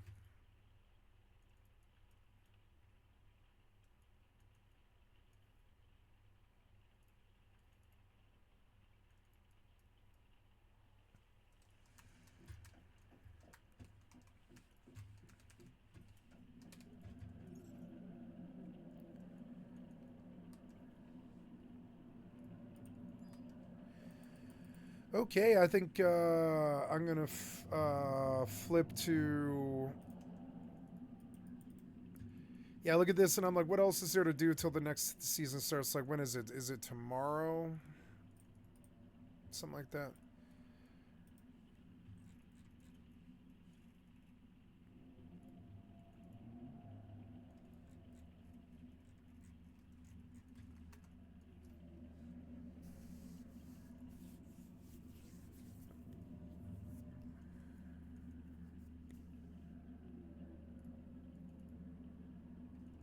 The man abyss is loud. I want to teleport somewhere else and just build there. Where's a good place? Maybe we'll go find that whatever that place is. Since I'm already ratted out, we'll just leave, huh? The man abyss is loud. I can't relax with that sound. I don't know. There's that one. I haven't finished that one. I'm looking for a mystical crate and two armor crates and stuff. Eh.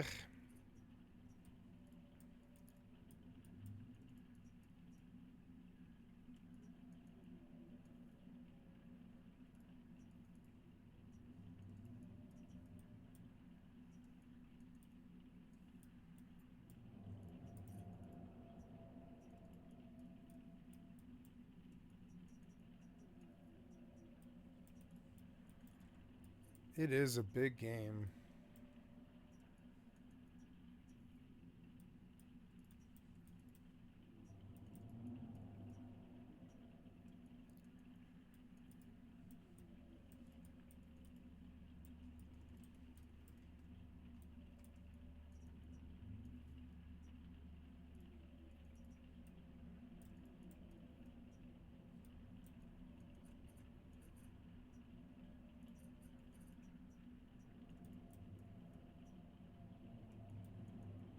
They suggest I go do that, so I guess I'll teleport there. Yeah. Okay, so I need to throw some stuff in a box. 27 out of 50. Treant bulbs for some reason. What do I need treant bulbs for? It's weird.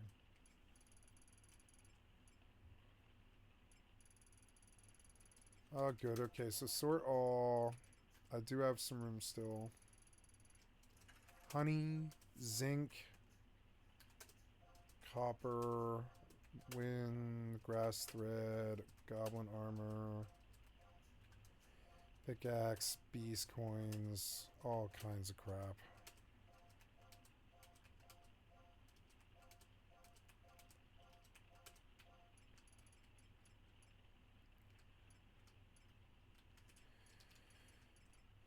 Okay, so X potions are good. They're like really good oh shit moments when you want to kill the mob but you don't want to like leave. Persicos are better just, probably to have. I could bring a whole bunch of Persicos, like fucking 6 of them or something.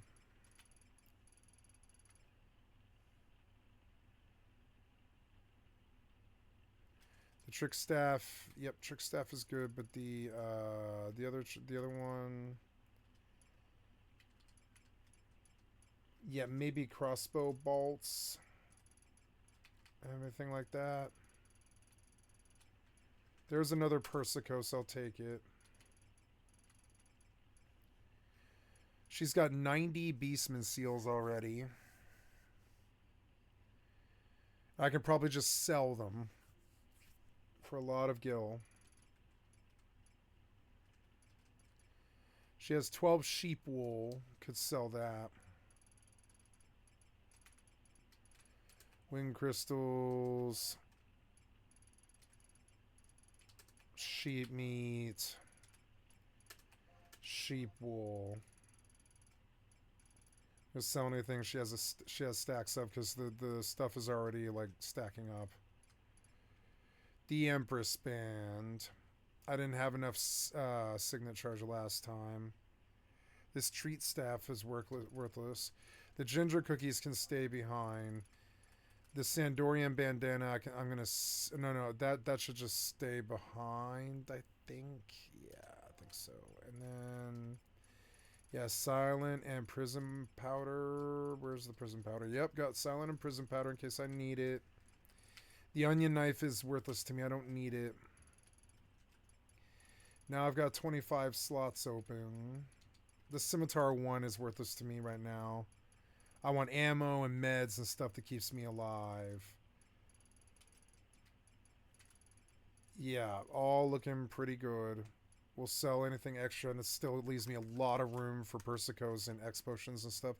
And I'll bring like 5 of each or something, so I really feel like I'm fucking prepared. I wish I had a signet staff. I don't think you can get those this low though. It's 11:45. I've got I've got what's it called? Lunacy.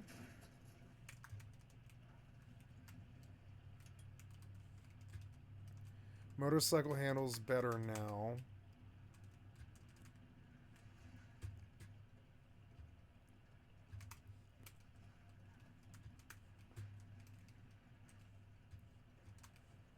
I don't really understand. You like want me to leave, but I don't see a fucking door, and it's so dumb.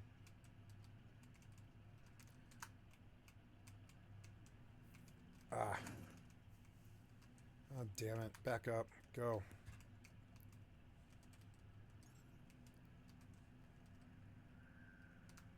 Maybe there's something in there. Probably, what's in here? Chest? Oh, no, no chest? Why put it here then? Why let you go inside? It's dumb.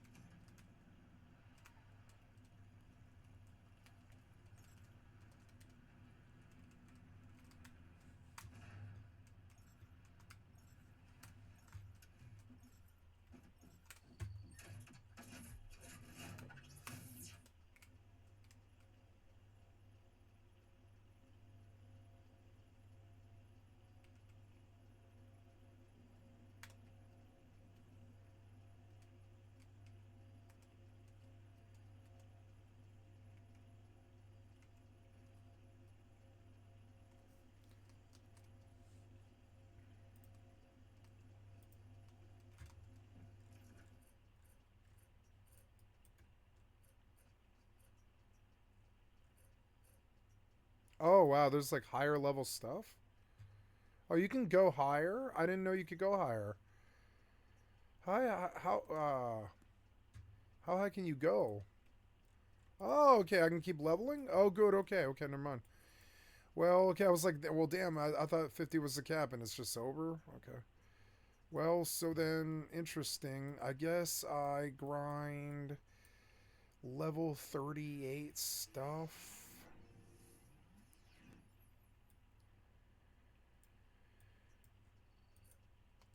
Oh, where am I? Oops. We are. Oh, I went too far. I wanted to stop at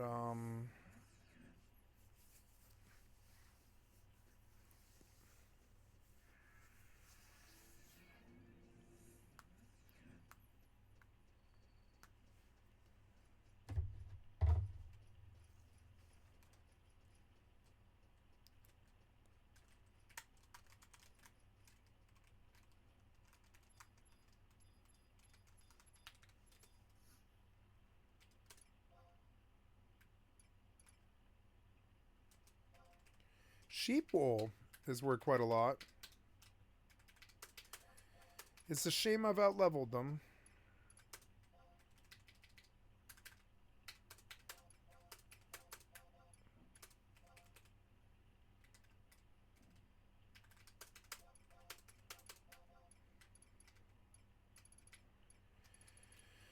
Okay, we're gonna buy a crossbow quiver, which is gonna be weapons, ammo, and miscellaneous. Let's go see how this is doing. Where am I now? I'm now currently over here.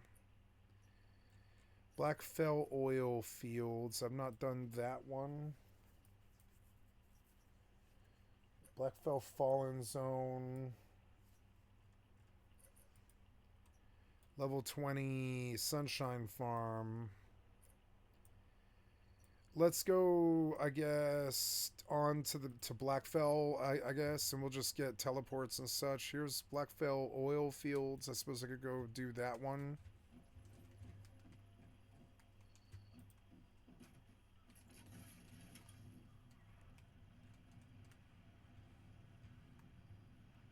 Oh.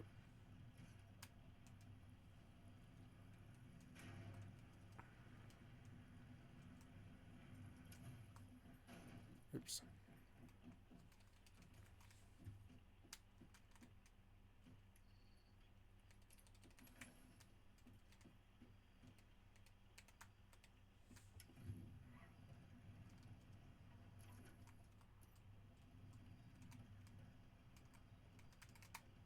Please move. Please move. You will not move.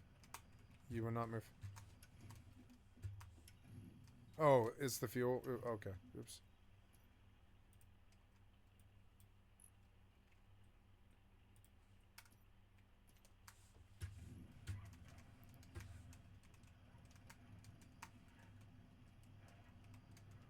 What's in there?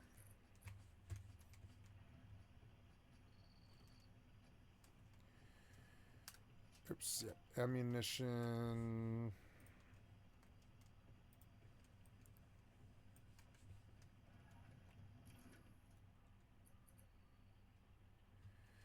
No, I think it's way, way, way the fuck faster to just go forward.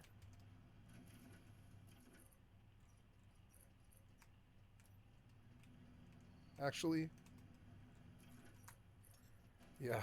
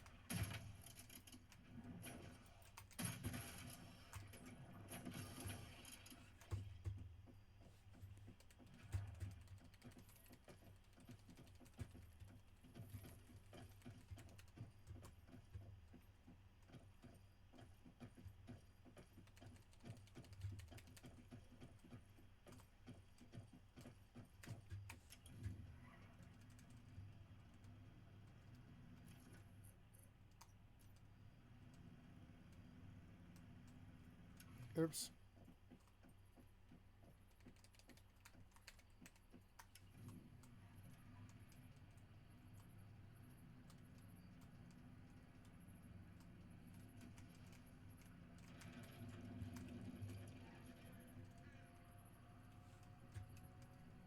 What are those red things? Why were they red?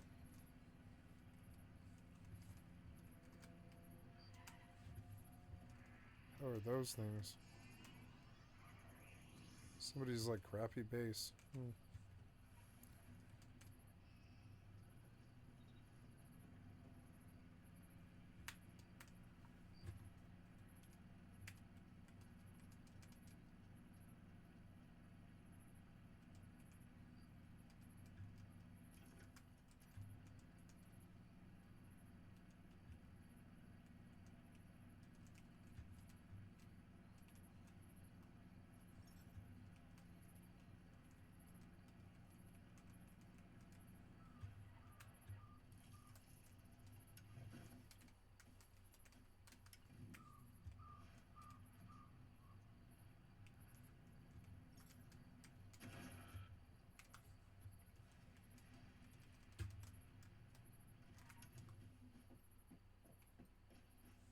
Cool, I've never been here before. What the hell is it? Oh, it's a town, yeah.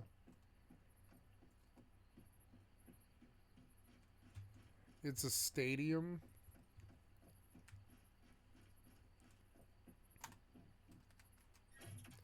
Oh, good. We got some more Explo XP. No, I'm capped at level 50.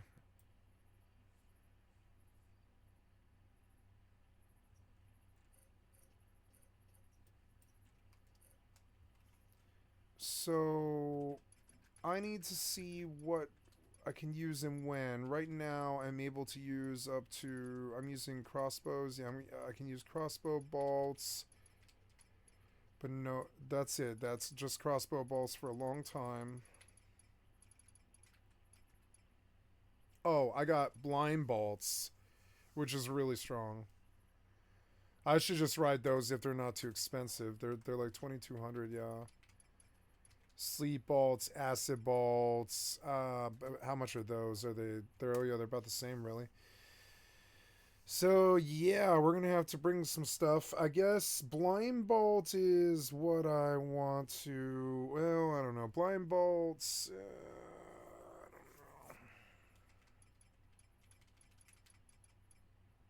know. Acid bolts do 21 damage. So we'll ride those, and I'll drop the current crossbow bolts I've got.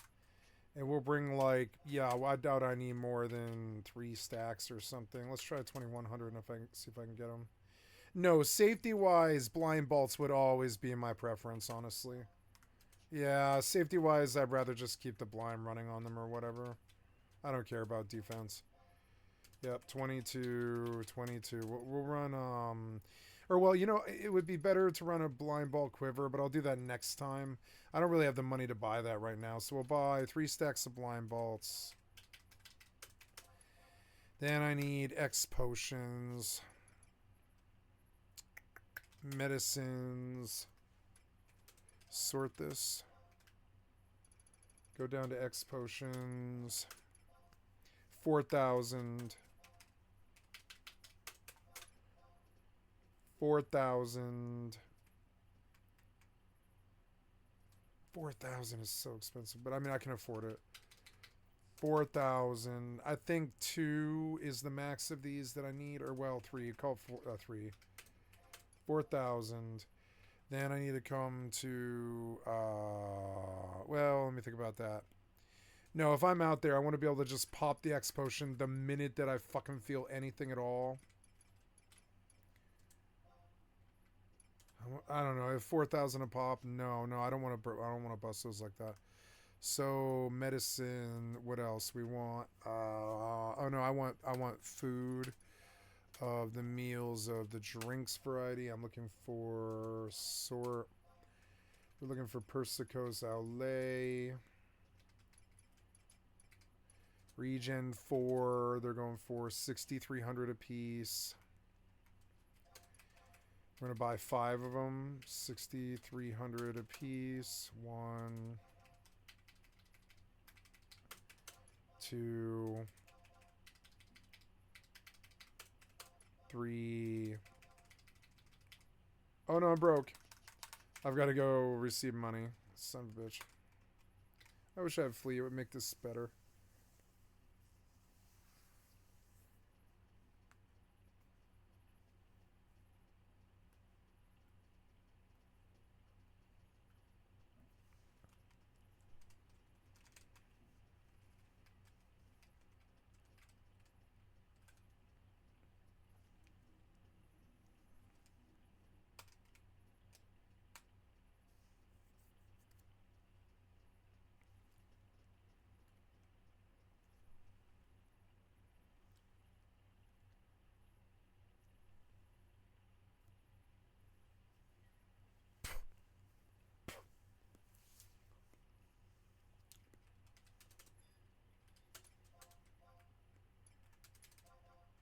Okay, I have to send like a lot more.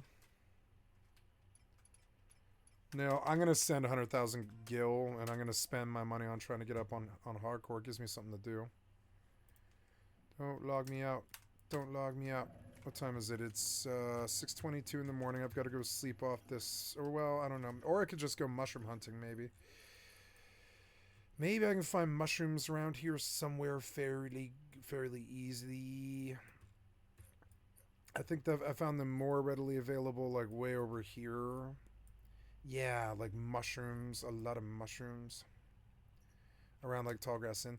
Yeah, where am I currently? Yeah, I got where I was going, right? Yeah, I got to a new place that I hadn't been. So now we're going to go back to Tallgrass Inn. Unable to teleport in current state. Okay, oops. I want to go home.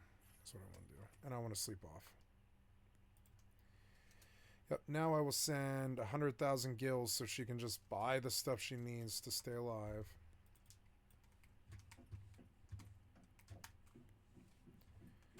Okay, now we must sleep. Oh, I'm going to drink water first so she probably won't sleep. Oh, get up, get up, get up.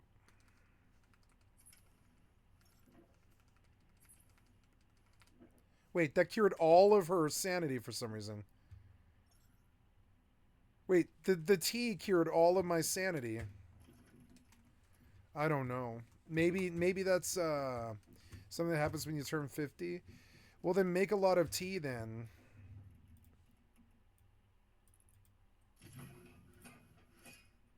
Well, yeah, I don't like the red, so yeah, but use, well, yeah, use 1 of each, yeah, and then start spamming.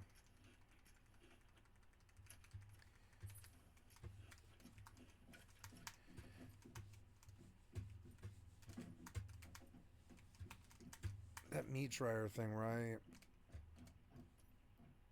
Yeah, do you have anything? You don't have anything, huh? Okay.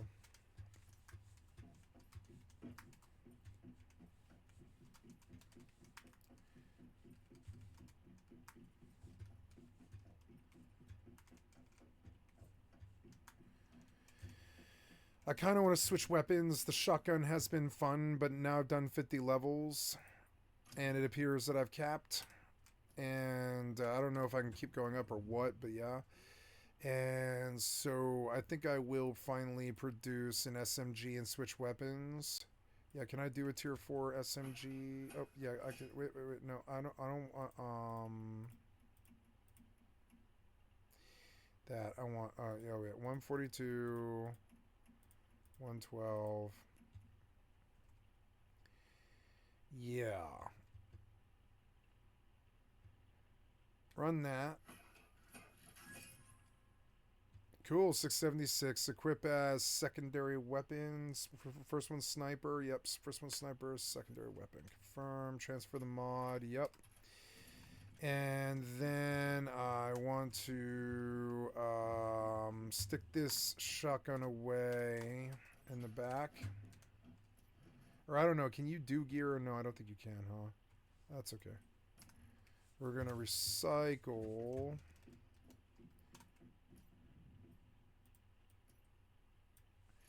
And then I will produce steel ammo if I have any steel. I'm not sure. Let's see. I want... Yeah, it wouldn't hurt to make like a few more of those. And I'm looking for steel. Oh, can I... You know, one of the things I can spend my points on is ammo upgrades. Yeah, and bench. Yeah, we'll go advanced ammunition 2. Confirm. Ammunition 3. Oh, energy link. I'm out of energy link. Okay. Wait, I don't have the advanced gear workbench. Take your crafting. Oh, advanced gear workbench. Yeah, I thought I did. No? Oh, no, I do. No, I don't. Oh, no. Oh, I need the advanced gear workbench, too. And that's going to be, like, expensive, but... I'm out of energy link, which is okay. I can go back and sell that stuff. Claim all. Let's just make... Oh, look. Yeah, I can make steel, SMG, AP ammo. Oh, I don't know. Should I make 18 rounds of this and burn all this Stardust Source? I don't really have anything else to use it on. No, it seems excessive because that's not enough ammo. I want to make the AP, but I don't have enough Stardust Source for this. So we'll make steel SMG ammo. 4,000 rounds of it, yeah. And then we'll wait around for the craft. You have to send money, but let's... Oh, no, it's not time.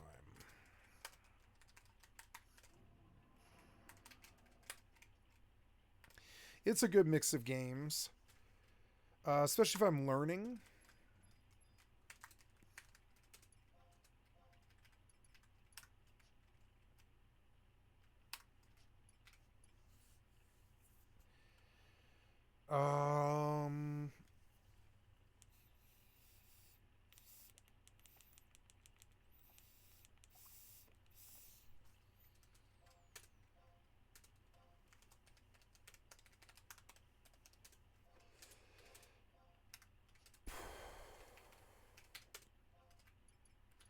Okay, 100K. Good, and she can buy all the meds she needs.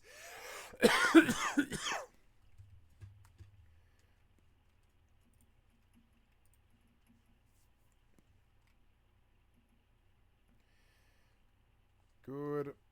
And we're doing a weapon switch. Let's do any attachments for this gun as well. Gear 948. That's an upgrade. Maybe I should make a new sniper rifle too, huh?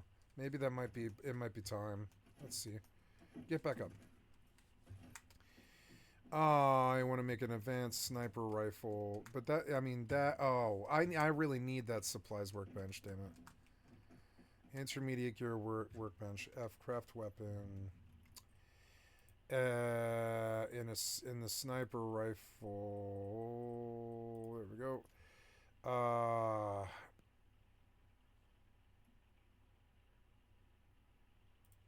672. Ooh, 1104. Nice. Tier 4, 1104. It is an upgrade, big one. But we don't have the energy links, so I will go back. I will go out and sell now. But first, we're going to combine.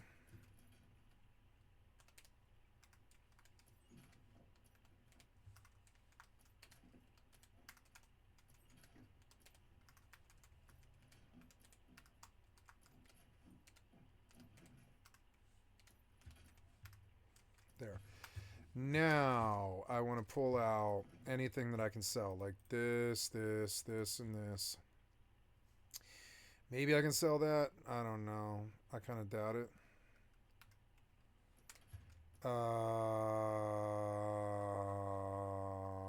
Looking around for anything that I can sell that's plentiful.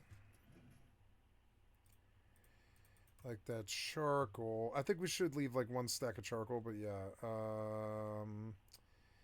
There is 1,000 adhesive. I don't want to let that go because I might need it. Yep. Aluminum ingots, no. I don't think I want to sell those because they took acid. They'll sell well, but I don't want to sell them. I will take center brick, however. Yep. And there's a whole bunch of aluminum ore.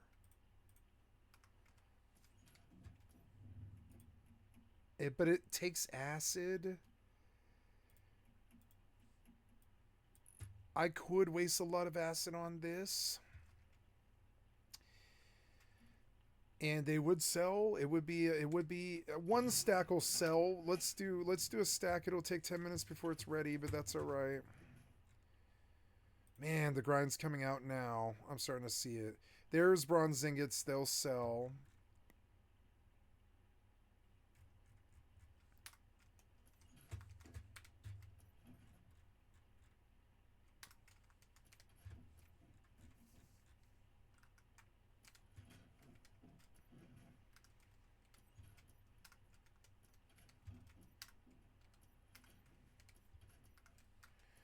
Okay, so yeah, we're looking pretty good here, I think. Nothing too much extra.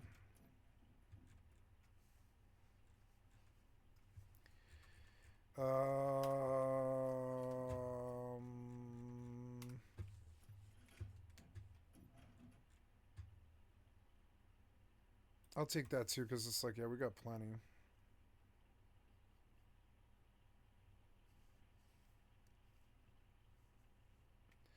Oh yeah, Lunar Whispers. Oh yeah, I pulled like a whole bunch of stuff that I wanted to look into. What are Lunar Whispers?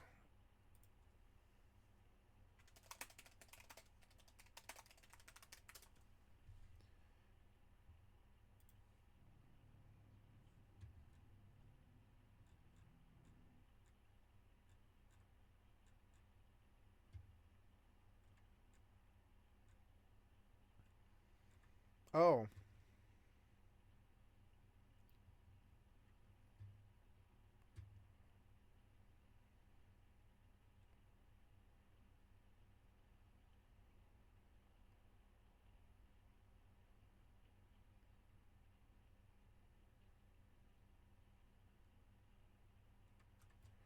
Well, yeah, but the only thing that they buy...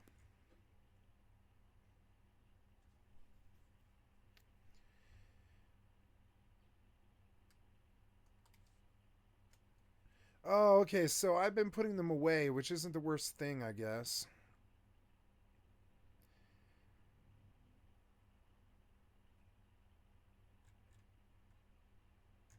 Okay, so I guess I will actually go farm some salt water.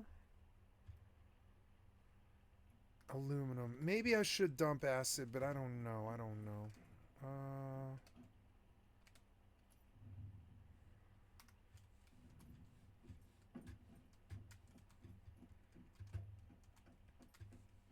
Maybe I should cook.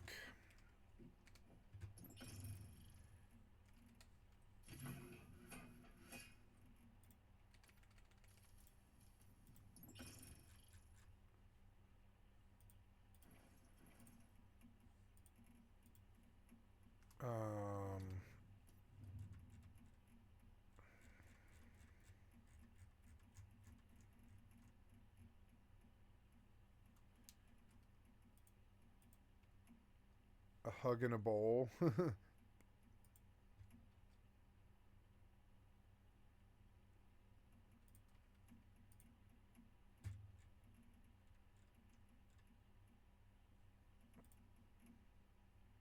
Dark Souls Remastered.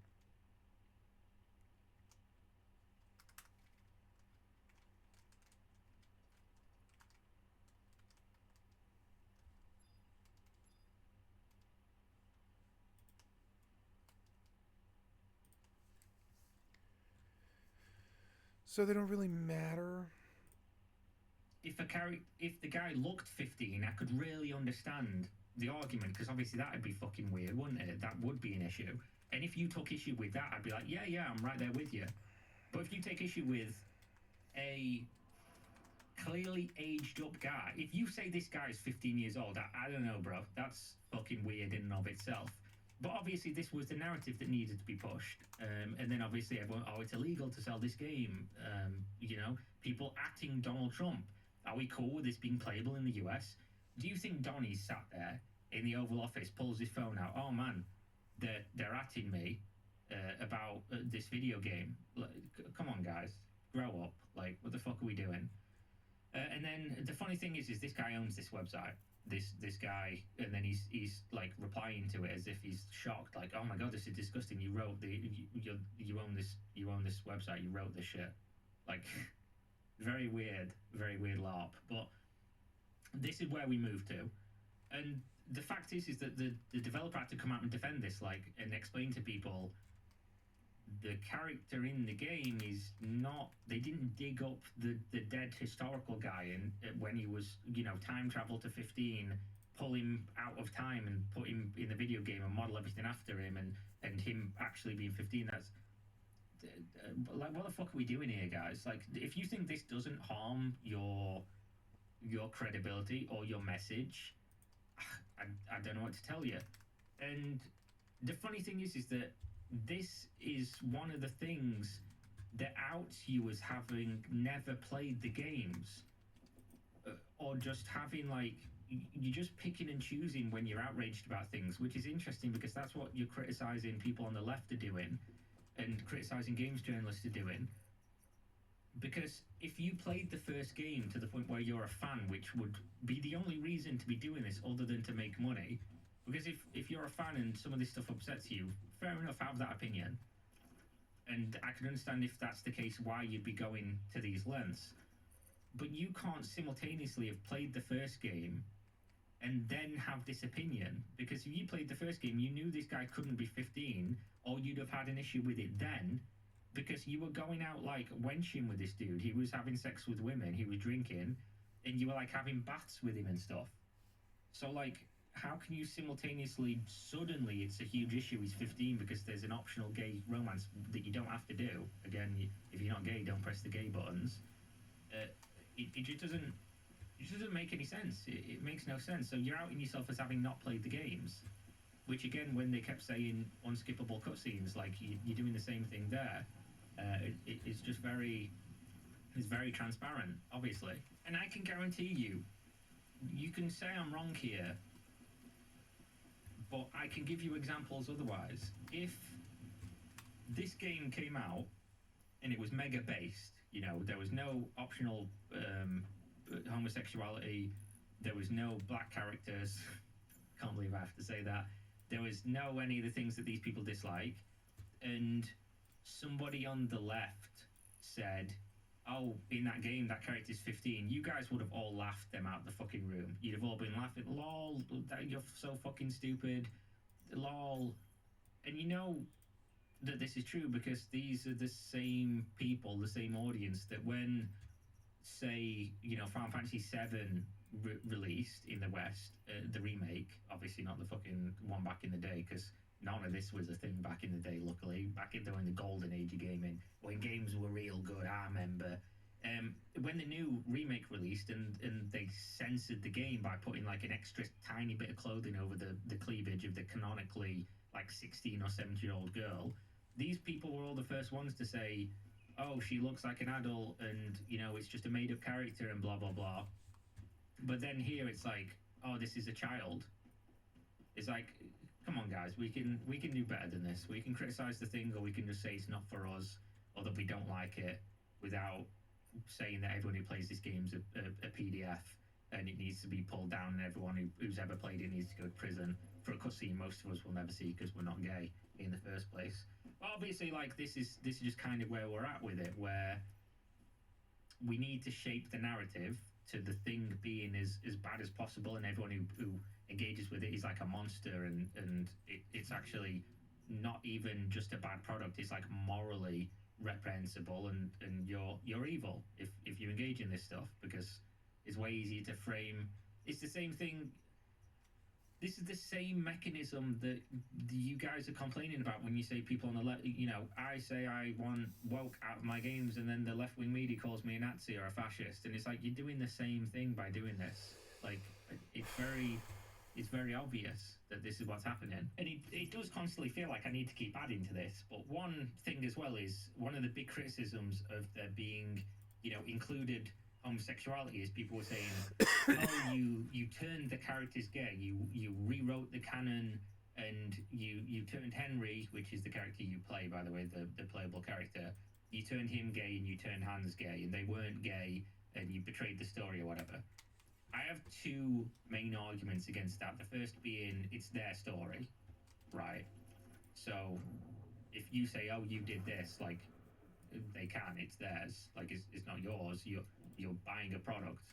You can disagree, you can say you don't like it, but at the end of the day, the people who create the thing decide on how the thing is. And if they say, now I want the character to be X, Y, or Z, they could say tomorrow, I want him to be an alien from outer space. Just go, you know, Assassin's Creed on this shit and just have aliens and things like that, which is hilarious. If they want to do that, that's well within their rights. It's their game. They made it. It might not be a good choice, and if it isn't, the market will reject it, and then you'll be right. It was a mistake. That's the first argument, that it's theirs, so they can do what they want with it. But the second argument is, just like an author can you know, write whatever they want in their books. It's their story, they're making it.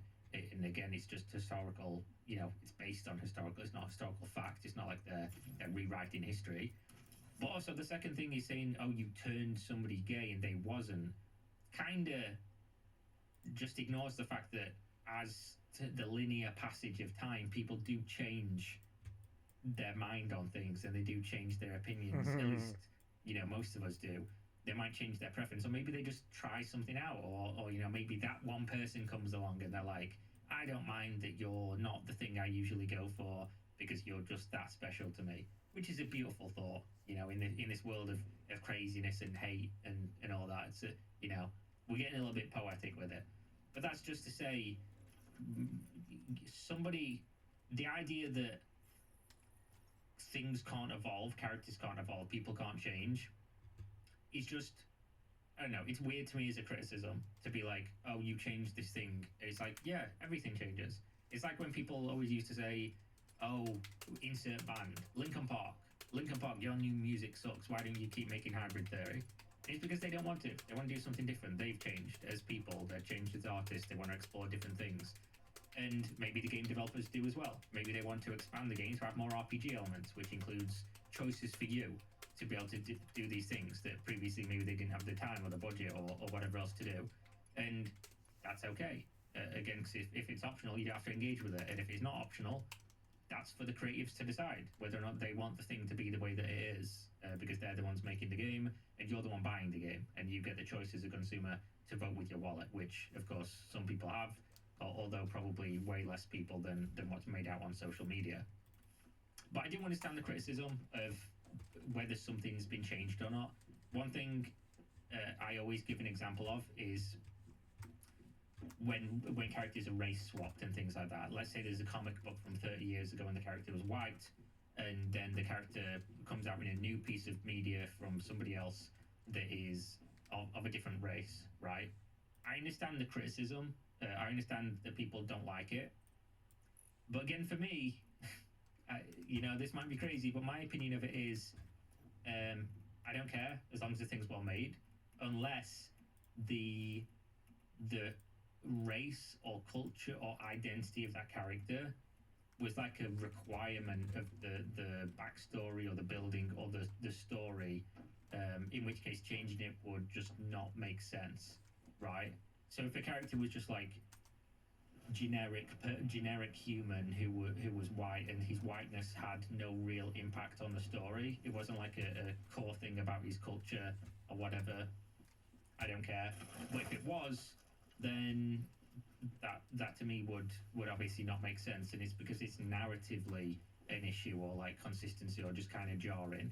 But if it's something like, I mean, an example would be in Lord of the Rings, Aragorn's white, right? And it's mostly because at the time there wasn't really a lot of representation in media for other people, So most characters were in pretty much everything, in the West at least, of course. And then in the Magic the Gathering Lord of the Rings set, they made Aragorn black, and this was like seen as a very controversial thing.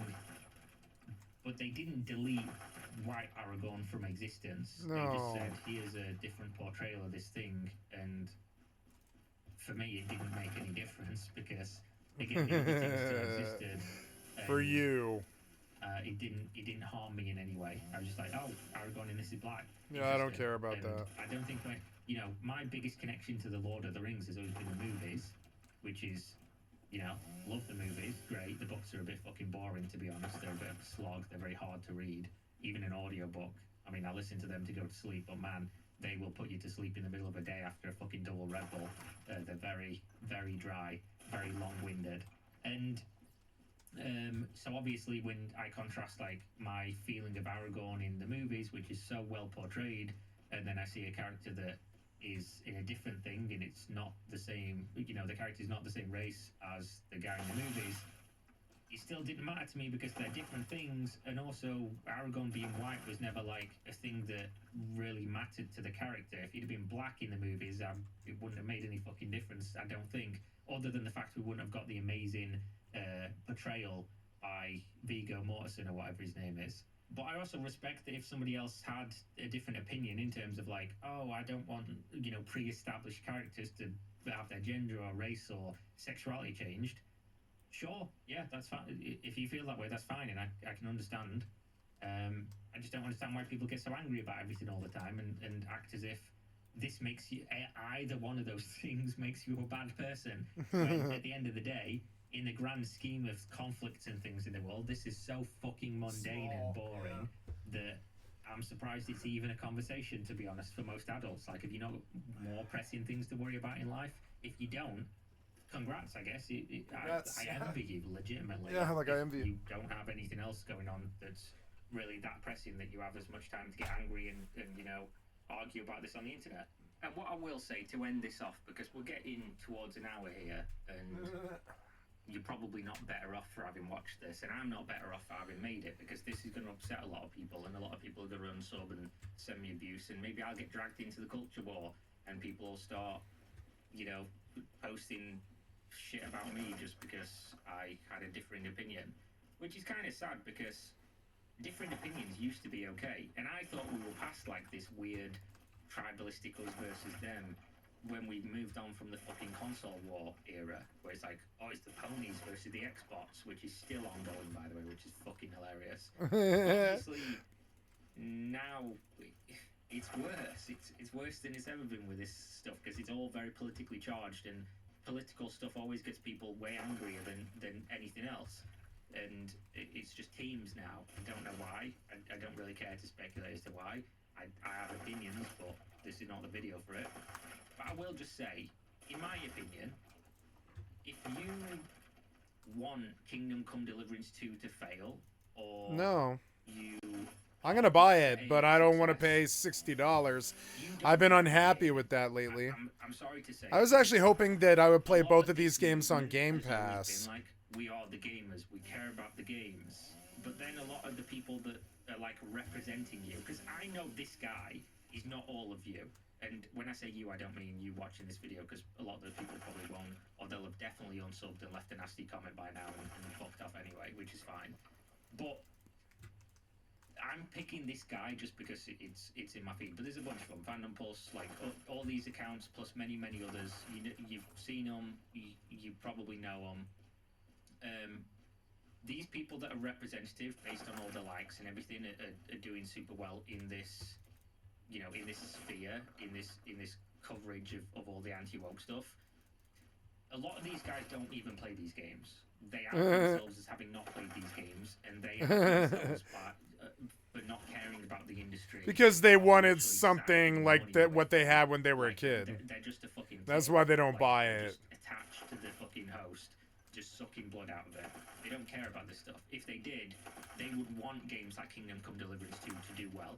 Because this game is everything that I've been saying for many years now, which is, while AAA games might be failing, while money might be flowing out of the industry in terms of investors coming in and putting it into new large products and studios, This is a game made with love by a development team that loves what they do, by voice actors who are more involved in this game than almost any other game, that is organically promoted by people who love the product, made by people who were so confident in their product they sent review codes out 30 Nah, days in people are advance. so desperate for a good Received game critical that they're acclaim, playing a literally bad all one, of its in my money back opinion. 24 hours, to the point Now, where they Kingdom couldn't Come make is not a another game, Kingdom Come and 2 is just do not a bad exactly what game. they I'm did with the saying second that one, to iterate we just on haven't had a what lot of good games people lately. enjoy, It's and to not just make it usually one my better. style of game And anymore. if you are against this, you do not care. Like, it's not my style of game to, like, not have, like, magic or jumping or, like, a jetpack or flight or something like that. If it's, like, walking around on foot, doing a bunch of cutscenes and talking and, like, doing, like, weird involved combat that isn't as good as, like, Mortal 2 or whatever. I don't know, but I don't think so. It's sort of hard, you know? I've lost my patience for that sort of game now. I know I have. After playing Stalker 2, I was like, I don't know. I don't think single player games appeal to me like they used to. I don't trust them like I used to. Even when they say they're really good, and I'm sure that game is good. But I don't think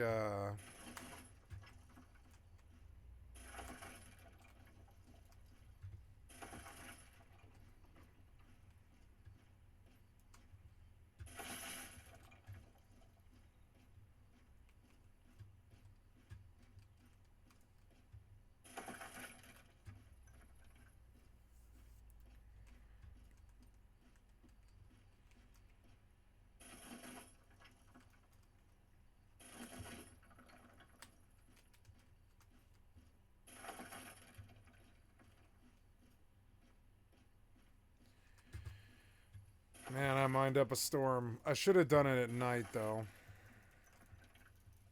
But at least, like, monsters aren't attacking me. Okay, that's probably enough. I'm gonna go back. Start cooking.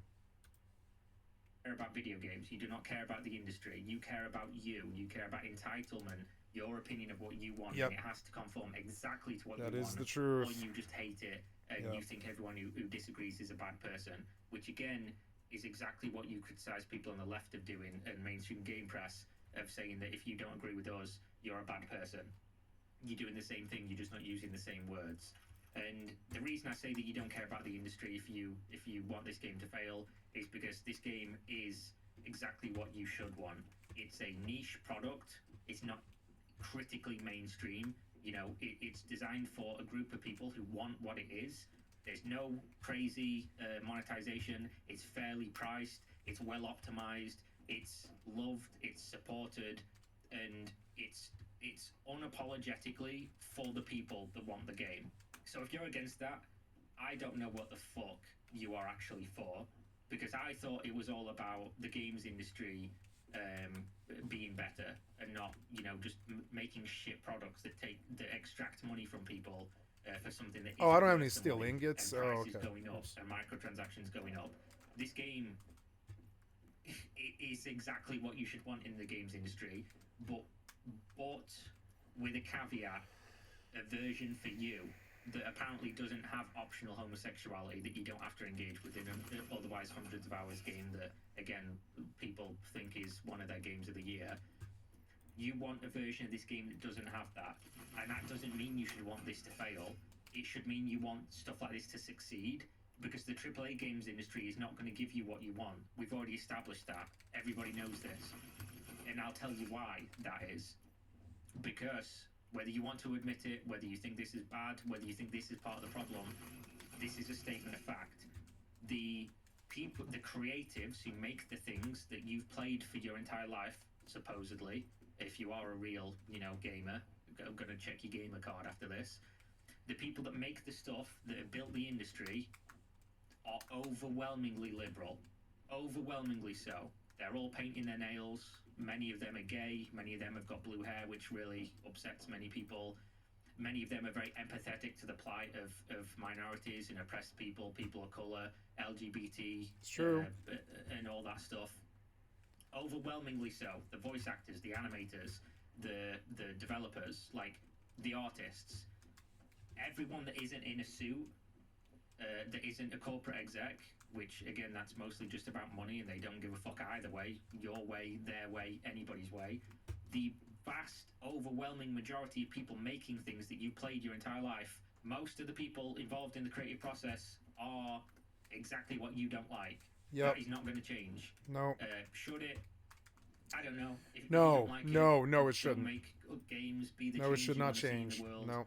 If there's a large enough market of you that want different, there will be games that serve you. That's how a free market works. There will be products that come out. Support those products. Support those studios. But what I will never understand is advocating for things that aren't for you to go away, because if everybody else did that, your minority voice would go away, and that's exactly what you're arguing against. What we should all want is niche products that are for us, because if something's created with everyone in mind, like a huge casual audience, if you're like a hardcore gamer or you know, you have niche tastes in what you like, it's probably not going to be as good for you as something that was really tailored to your experience. So overall, I can't understand this idea of just wanting stuff to fail that is not. This is not a bad game. You can disagree, but based No, on I don't the want it to data we fail. have, critic score, lots of people don't like critic score because they're the mainstream game press. User score, YouTubers in general, users in general. The metrics of this game. These days, medieval to me means sword and board and magic, and Kingdom Come is sorely, like, honestly, Avowed was something that I wanted to play more, you know?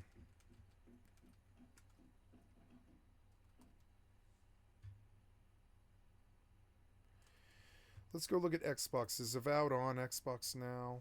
Let's go look. Because I could pay for Ultimate for a month.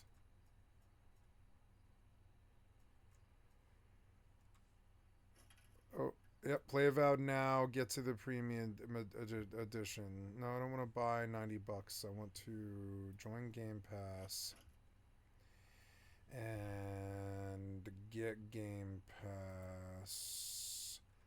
Ultimate is $20.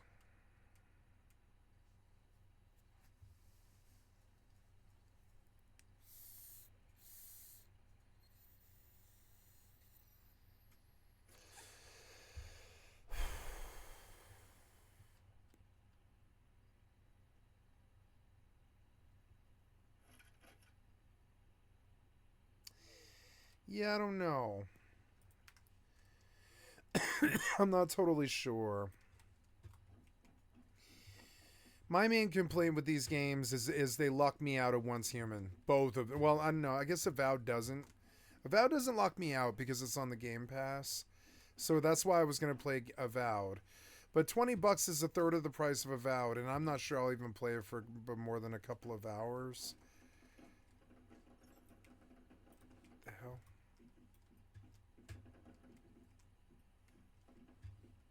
Is somebody fighting?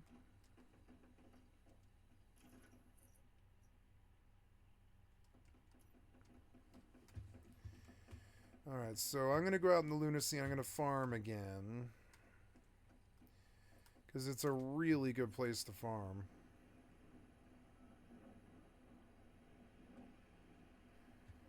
But I need the lunacy first.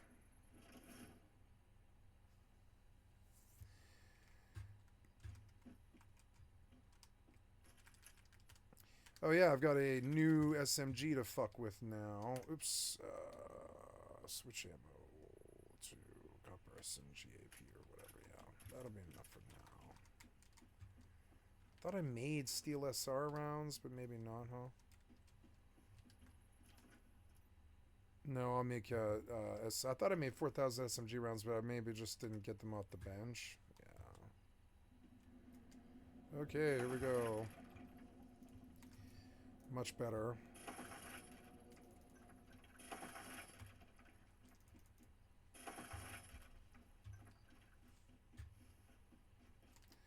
I'm already over. Oh yeah, because of all that fucking charcoal. Yeah.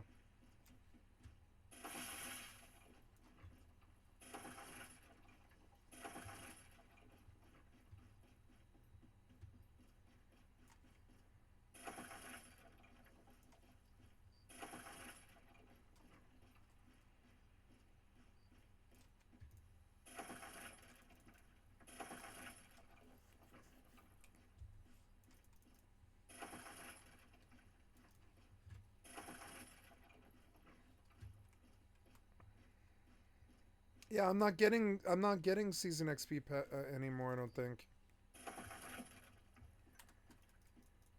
I'm getting Lunar Whisper, but not season XP. So I guess that they like want you to make a new character like pretty much the moment that you cap. There's not really a reason to stay beyond that. Which is just nuts. It's nuts.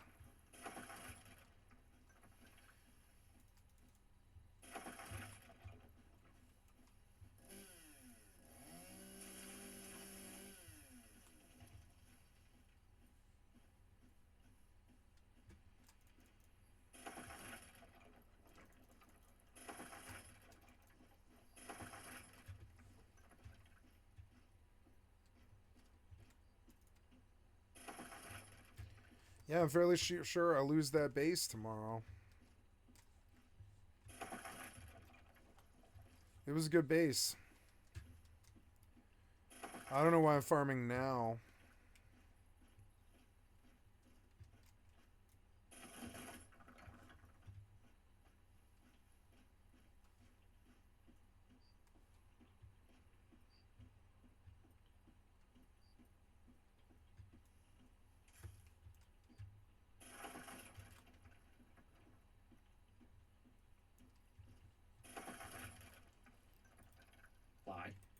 So if this is an example of go woke, go broke, overwhelming commercial success, by the way, where the game has made back all of its money in 24 hours and is going to continue to print money and enable the studio to continue doing what they should do, which is, again, make products people love with love.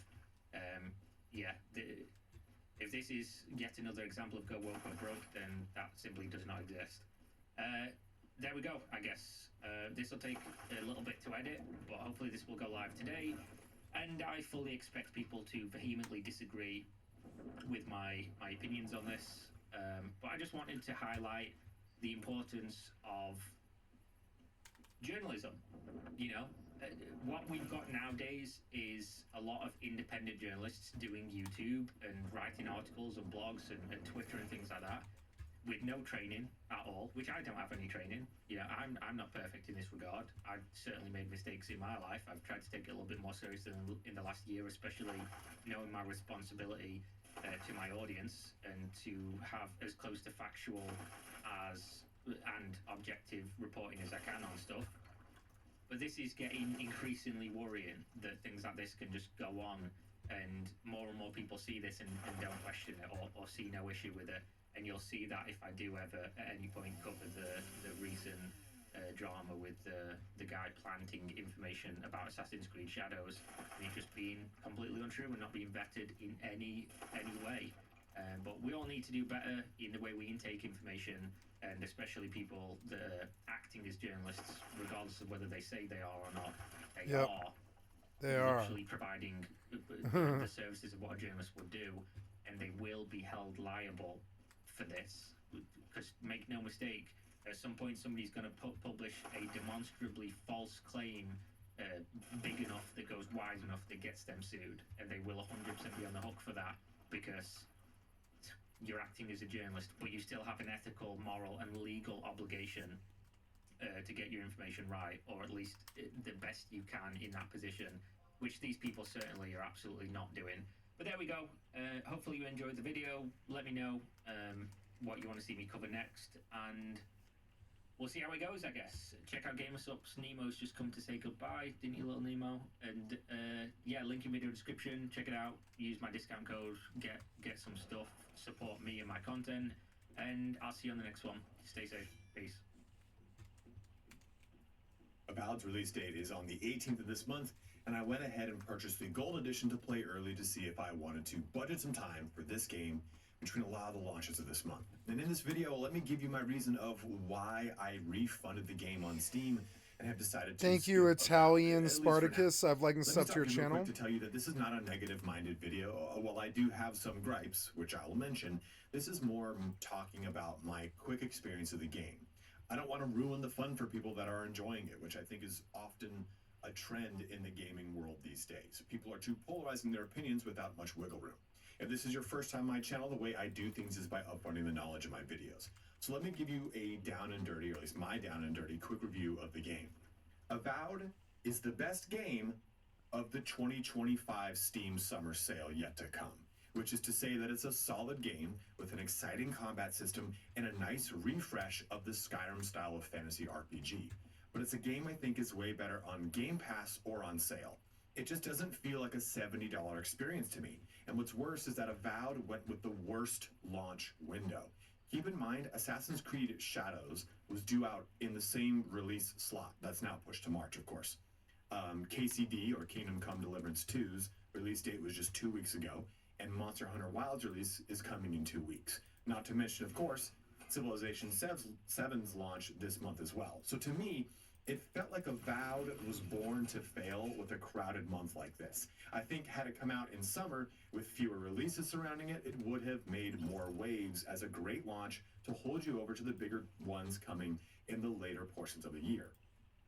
What really gave me pause with the game was what felt like an overall stale experience. While the combat is fun and exciting, everything else feels hollow and dull. Avowed had the same problem as Outlands had for me. It didn't feel very alive and the world felt stagnant. Outlands felt so aloof, it was like, yeah, you can go do some quests if you want.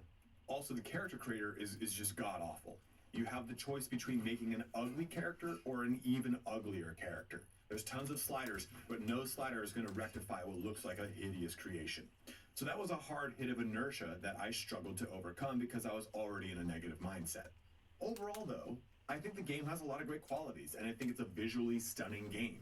Having a first or third person option with some fun platforming and puzzle elements is a fresh take on the Skyrim style that I mentioned before. What it comes down to is, do you have the time to play a game like this in the heat of the first wave of big launches of the year? Especially when so many of those launches with so many of those launches being Game of the Year contenders. For me, the answer was no. I can't take time away from KCD 2, which I'm loving, or the time I'm going to be spending on Monster Hunter Wilds, which I know I'm going to have a good time for. No. So returning the game made sense for my budget, both financially and time-wise. If not, I think you'll have a great time playing this game. You guys are like lemmings. You just play whatever Asmongold plays. So you'll be able to blow through it in something like, I don't know, it's like 40 hours without doing anything on the side. But that said, too long didn't watch this entire video. And I want to be respectful of your time. So if that's all you wanted to know, please feel free to shut the video By down. you guys, I I'm mean not streamers. going to be Streamers showing like off him. any gameplay because I didn't capture enough during my playtime prior to the refund. I'll be Yeah. showing off mainly trailers or videos from YouTube, so a bit of transparency there. Let's get started on my video review of Avowed. So to start us off on a negative note, let's talk first about the character creator.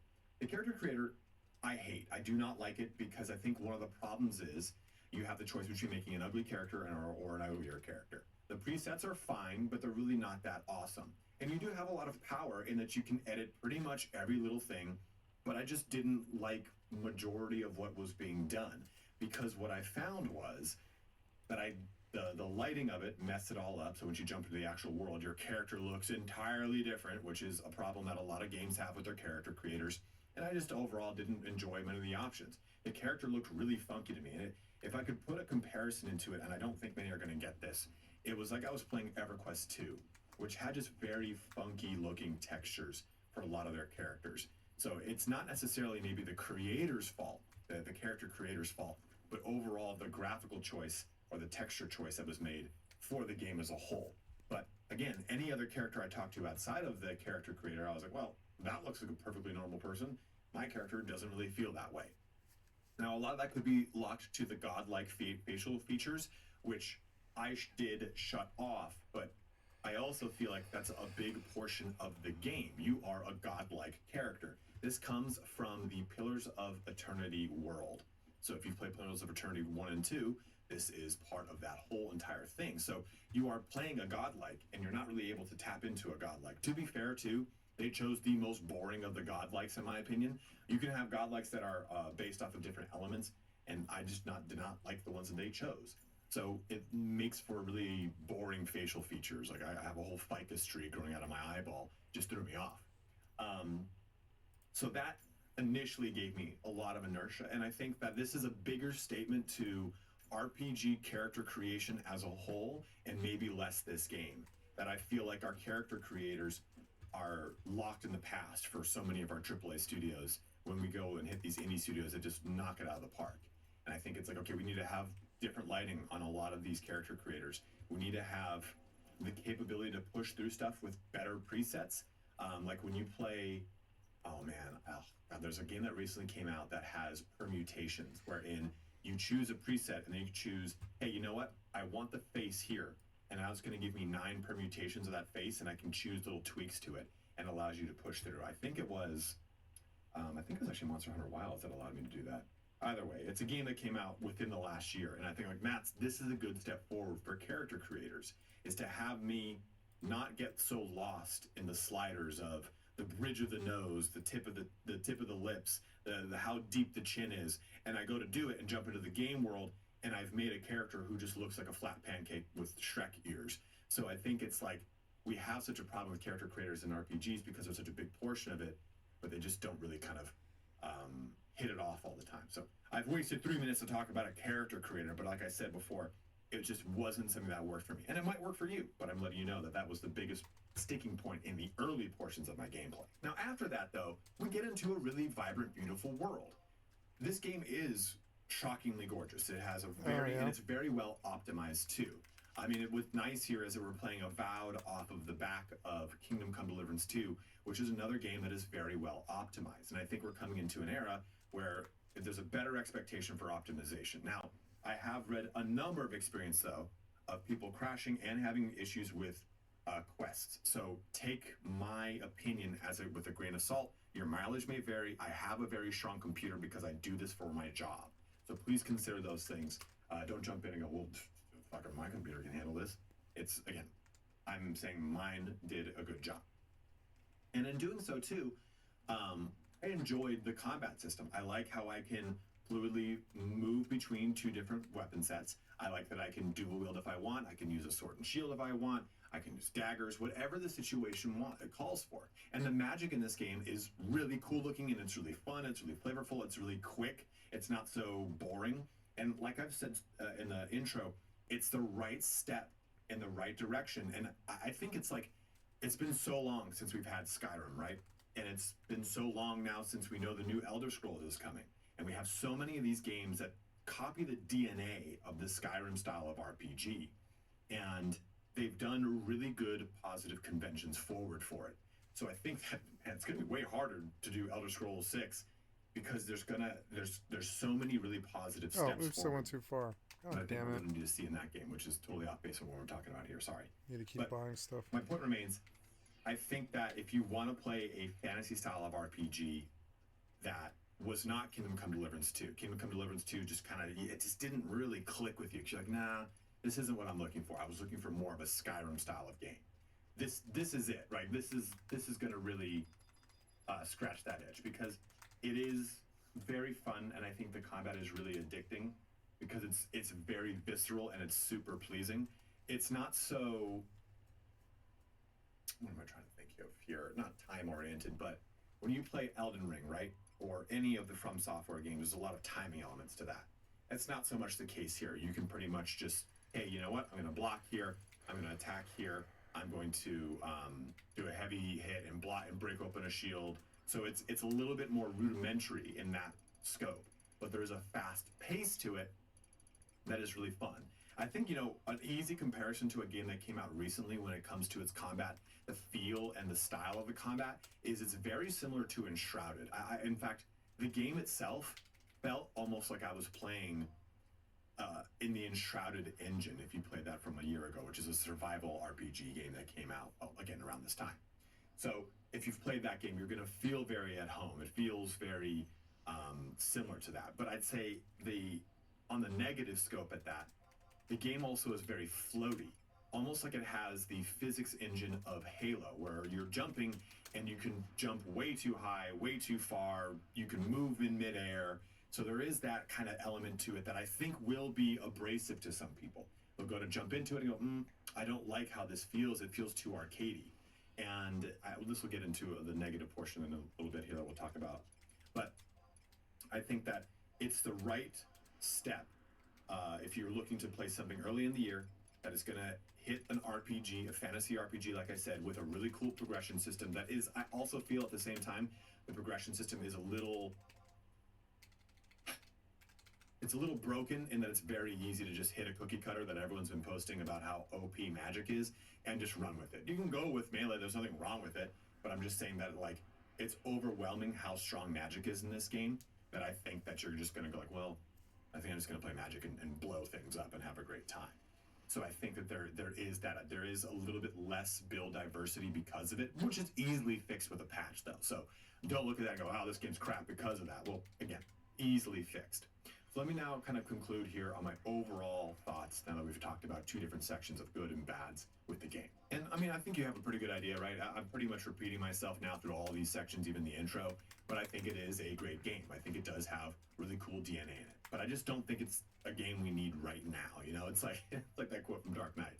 And I think that the things that I don't like about the game, and I don't like when people use like homogenized insults like, oh, it looks like a mobile game. That's stupid, dude. Like, it does not look like a mobile game.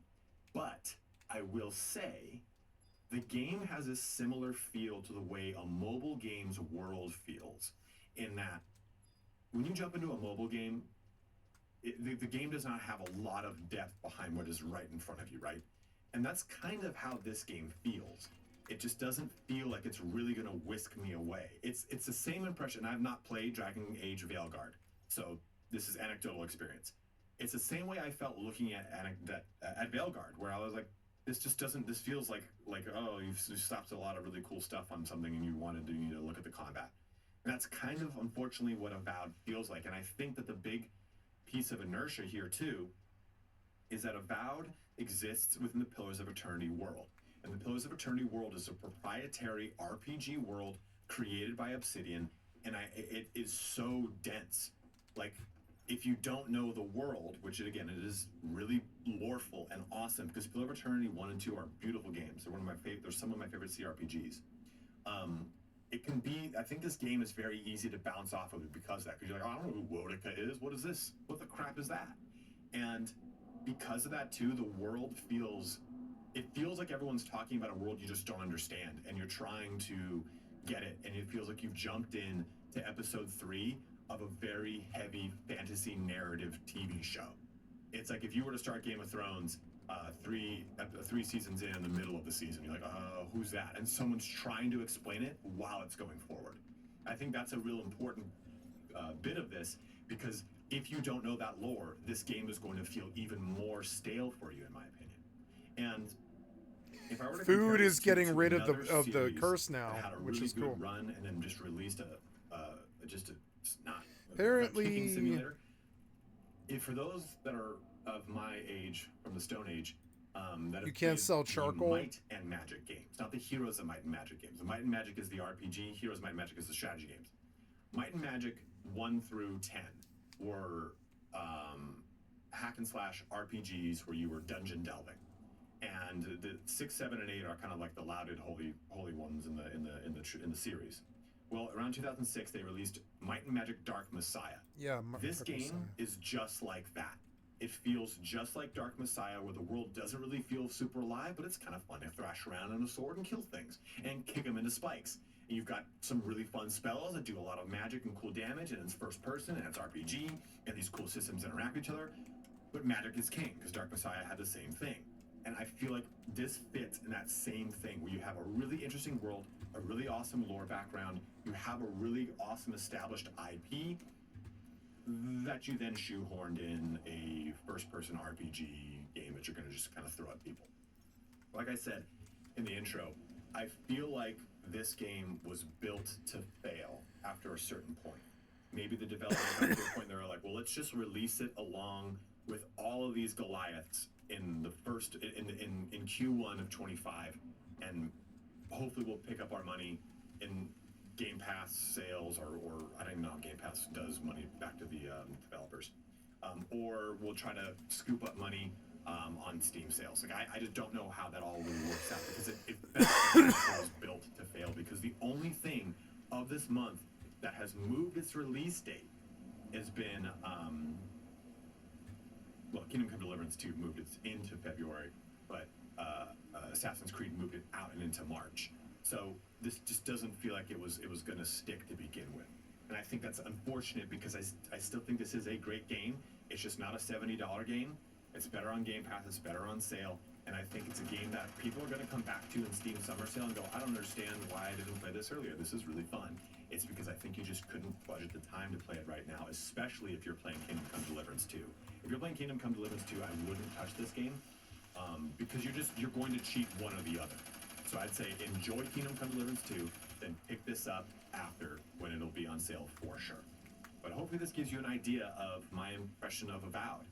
I didn't play more than 2 hours. Again, that is the policy for Steam. I can't play more than 2 hours to refund a game. So I don't have the entire picture here. I know the game gets better. I've seen gameplay. I've read reviews. I've watched Skycatlive's review and all sorts of stuff, and I'm sure it becomes awesome.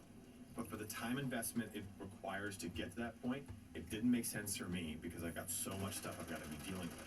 And it also didn't look like it was going to get that much better, where I was like, and considering too, I bought the gold edition to get early access into it. I was like, this was definitely worth the 80 or 90 bucks, whatever I spent. Definitely wouldn't be worth that in what I've seen in the end game, what it looks like. And you definitely get cooler looking, but again, it doesn't look like it's going to be $80, $90 cool. But again, that is my down and dirty here for Avowed. Go ahead and let me know in the comment section below. Are you playing? Are you enjoying? Are you waiting for it to play on Game Pass coming out this week? Whatever it is, let it be known in the comments below. As always, guys, thank you so much for watching here today. Have a good one, and take care.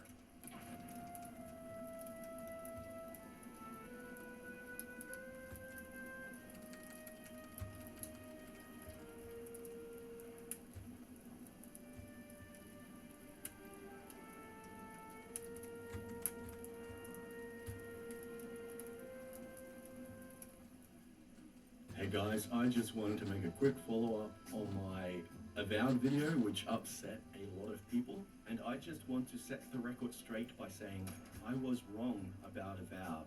No, I'm not wrong about how uninspired the story is or how forgettable the characters are.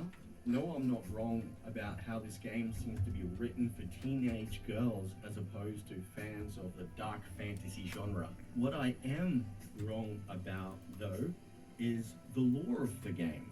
But I clearly stated in my video that I had no prior experience playing any of the Pillar of Eternity games, and I was just trying to do my best to interpret the lore to the best of my knowledge. And yes, I made some mistakes, but I did make an effort to correct them.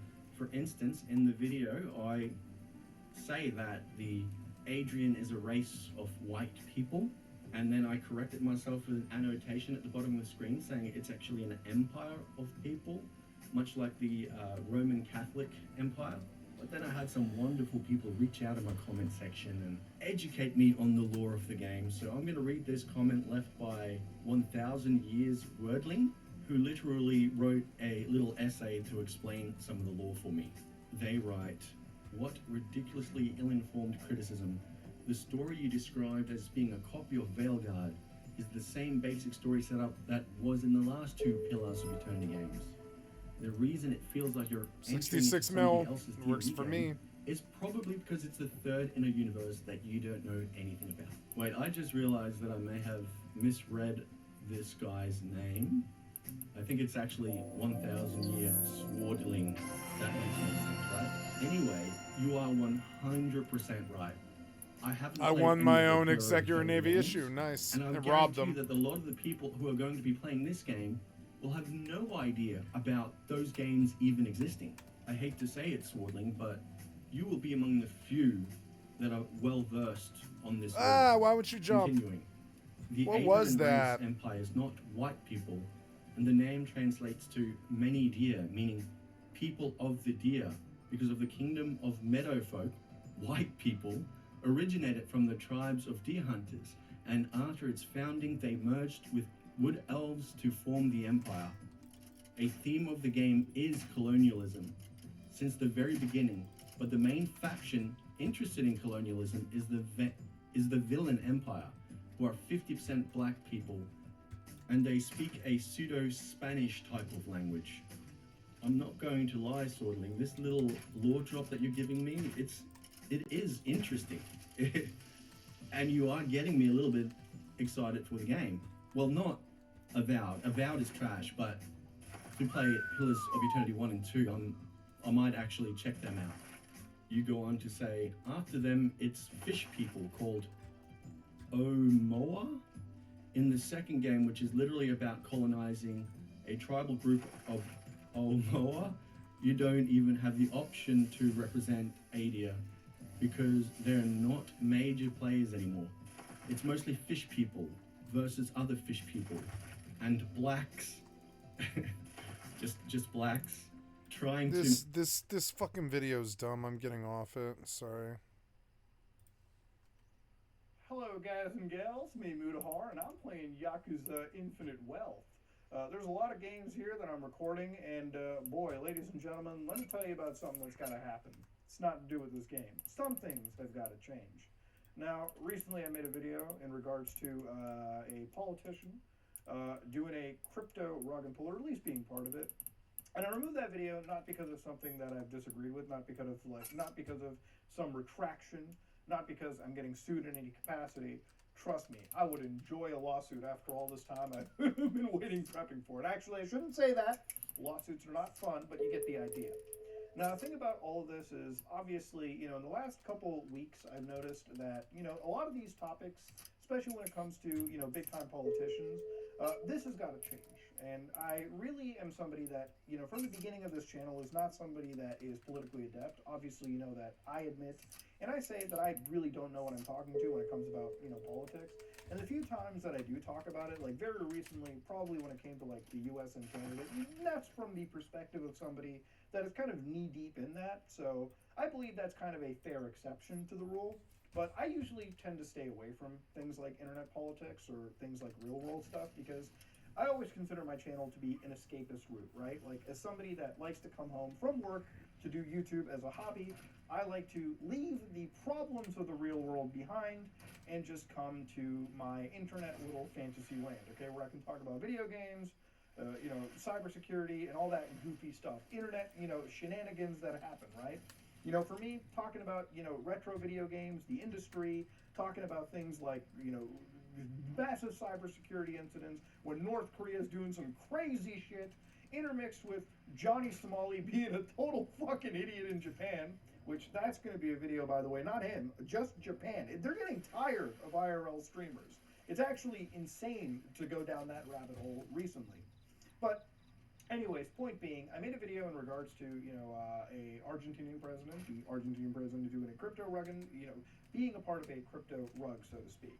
And the thing about it is, these videos do really well, but as somebody that witnesses the content, somebody that loves the engagement, right? Like, I love to read comment sections in videos. That is probably the best part of doing YouTube content creation, is reading the comment sections of what a video has to offer. The problem with covering videos like that is, generally speaking, when it comes to highly politicized figures, people like, Trump or Elon Musk, or really anybody in the space, I would go far as to say even videos on characters like Keffels, for instance. It makes the comment section completely useless. It really makes engaging with the content effectively the hardest thing to do. So what I mean by that is, let's say that you talk about somebody who does a crypto scam, right? You can bring up all the facts and the evidence and whatnot, but generally speaking, the topic of highly politicized figures, it ends up being a pissing match. It ends up turning comment sections into a turf war. Remember on deep web browsing, I would just say, hey, I don't want my comment section turning into a turf war when I come to a rather unsavory looking website, which, on the topic of deep web browsing, enjoy it tomorrow. I had to wait and edit the video out a little bit because I spoke to God. Long story there, which you'll get to see very soon. When you cover, topics that, are highly, I guess you could say controversial, or, topics like politics, where unfortunately the discussion of it has become almost like a team sports type of deal, where you're either left, right, you're either for or against. Nobody really in this sphere wants to engage properly with the content, even with like political content, right? Like researching a video that I've now scrapped. For anybody that wanted to know what the video was, it was doge.gov, a federal government website apparently quote unquote getting hacked. It was all over the news. And being somebody that talks about cybersecurity, I felt, yeah, this is up my wheelhouse. I don't engage with it in a politics sense. I don't really care. Because again, I'm a Canadian, not a fucking American. Not really my neck of the woods. But I wanted to talk about it because people were saying there was a serious hack, and I actually filmed the video. I went through showing what the hack was, which, by the way, was some real script kiddie nonsense, so to speak. And I thought it would be a funny, goofy video. But honestly, seeing the last few weeks when it comes to political content and just talking about a political creator, as a side tangent almost. Tangentially related to the main topic. Nobody engages with the main topic. They always just turn the comment section into a massive, complete pissing match. And I know for core audiences that watch, that's not something that I think you want to see. That's not something I want to see. And as somebody that, produces content for my core audience first, it's not a route that I think is worth going down into. And that's realistically, where the crux of this video is. That's really what has to change. I've noticed this happen with, characters like Keffels, for instance, where, a year ago, actually a year ago, I talked about this character and I basically looked at the misuse of, $100,000. And in this entire story, it really felt like nobody really wanted to even engage with the scam part of it. It really just became a culture war topic. Oh, the sleep bolts. Keffels is a trans person, and that became the focal point of it. So really, after all of it, it just made me realize it's not worth talking about certain issues like this because nobody wants to engage with the fact that there was misuse of funds. It really just comes down to, hey, we have an enemy, this guy made a video, let's use it as ammunition, yada, yada, yada, and so forth. And that's, in my opinion, not good. It's not good content to really be getting into. It's not really worth going down that road because the engagement for that isn't really centered around the actual discussion on the video topic itself. Which, again, when it comes to things like crypto scams, I like talking about crypto scams and whatnot. But the thing is, you can do a bunch of research into it, and the reality is, there's going to be people that ignore the entire meat of the video, which is researching into a crypto scam, and will find some way to excuse somebody that they've idolized in some cult-like fashion. And it's weird. It really is weird to see. Like, talking about doge.gov, how many people in that video will actually engage with it because of the hack itself, and then how much of the comment section is going to be just people arguing about what side is right and what side isn't. As a content creator, the coolest thing is, like, when you see, like, 1,000 comments Sleep on a video, quiver. because I'm somebody that No. likes forums and just reading internet discourse, right? Especially when it comes to Fuck. topics I enjoy. fucked up. So when you read 1,000 comments, you're like, all right, shit, let me line up and get ready, boys. Let me read that shit all day. Damn it. And then the comment section aren't even really about, I blew the topic, money by the meat and mistake. potatoes. God It's just damn about it. defending a guy who is the topic of the video, or tangentially related, or shitting on the guy. That's all it is. So realistically, that is what I'm just I gonna really feel like vendor has it. to be changed. I lost And there's 30K a whole lot or of other something. content Son that of I a have bitch. in the works that I'm making anyways. Obviously, I can't when it use comes this to in the anywhere gaming industry, Xbox is something that I definitely want to talk about, and I've got some really interesting things to say, in my opinion, over there that involve Xbox, virtual machines. Oh and my a way for God. them to Actually, it get wasn't out that of bad. It some wasn't that bad. serious sales It was problems like that they've 20, had. I wanna talk 22K. about, That's not the end of the like world. I'm not Web3. gonna cry Crypto about stuff is that. not It was something a I'm enjoying. mistake. I don't know how to But make mistakes I'd rather like that. just, instead of talking about, fun things, in my opinion, like a president doing or being a part of a rug pull, or at least promoting it, to talking about something like, North Korea, which it really feels like if you want to have Not discussions on topics quiver. like this, the people you have to talk about must be unanimously, like, the most disliked people in the world.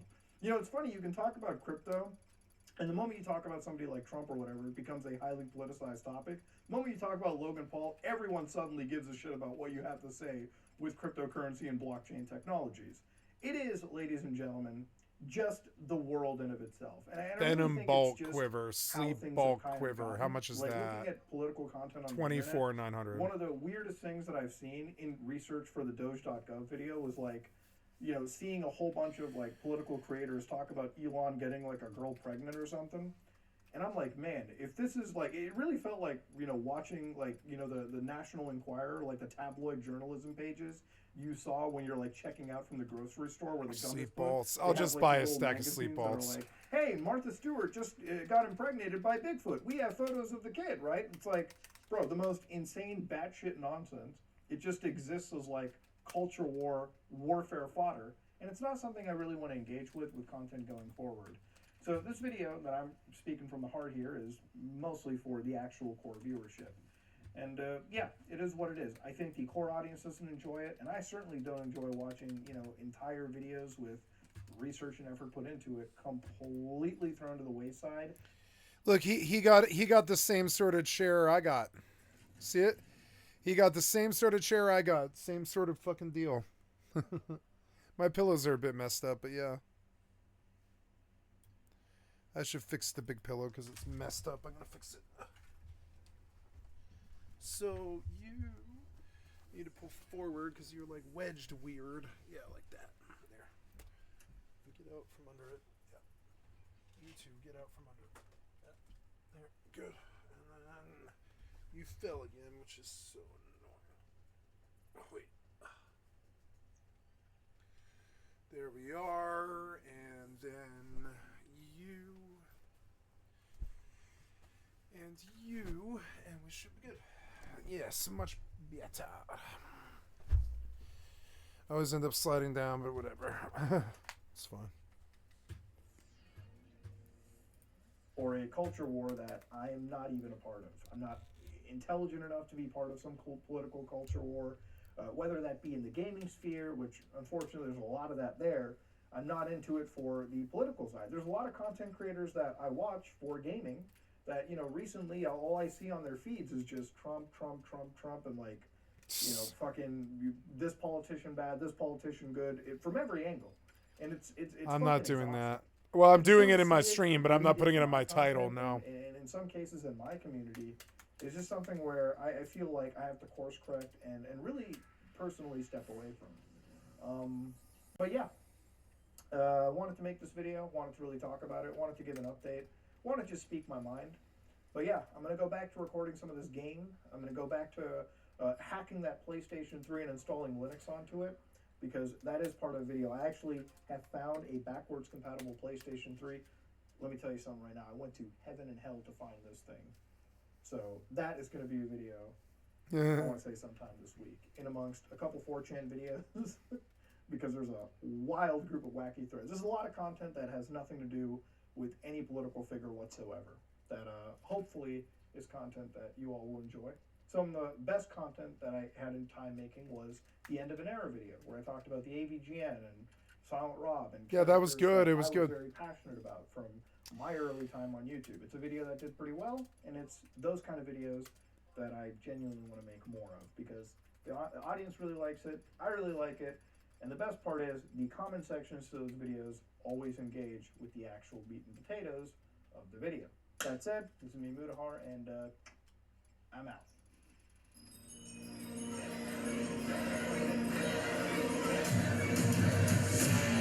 Stop loud. So I could be using a better chest, I guess, and I didn't realize. Yep, give me that beetle harness. What's better? 18 evasion plus.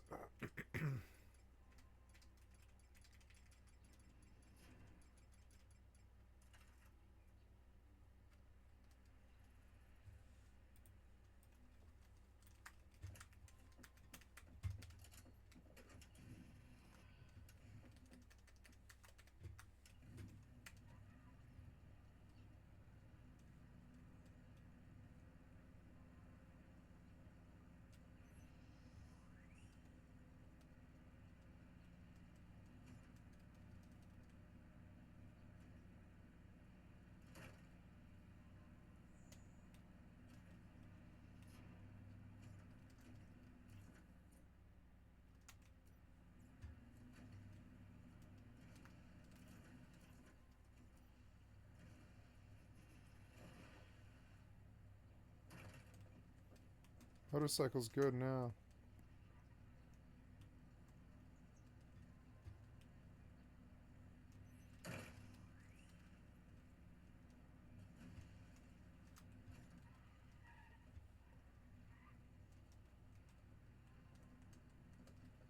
Goats.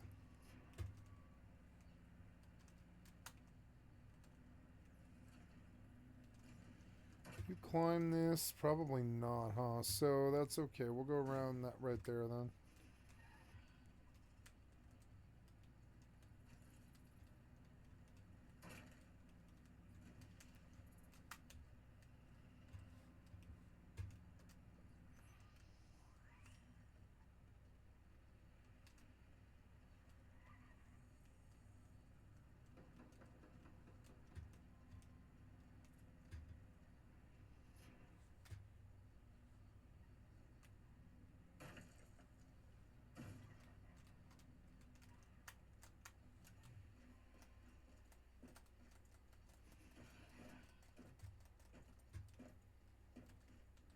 Beautiful.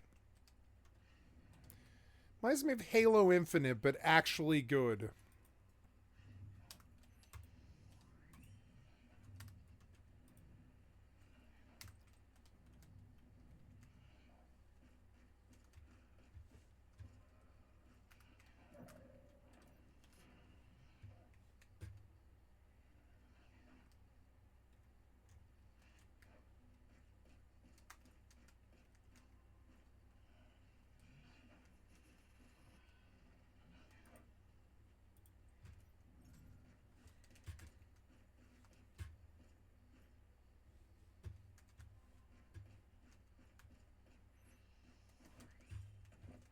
You wouldn't do it or what? Oh no, there you go.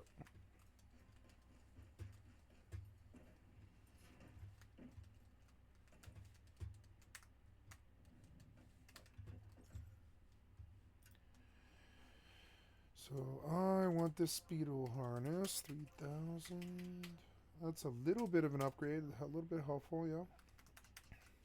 Oh no? Oh, I thought I bought oops. Beetle harness.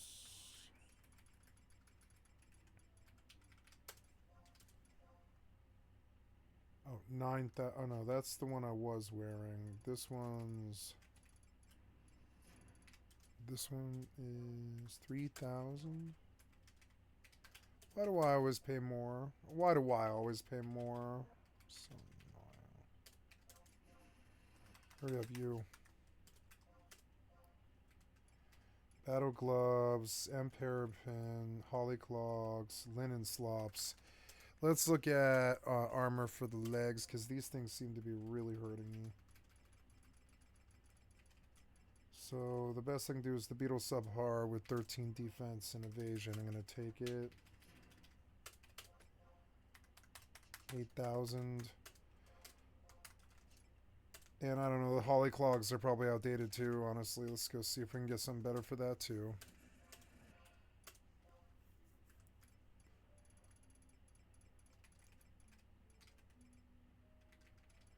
Winged boots with Dex and Agi.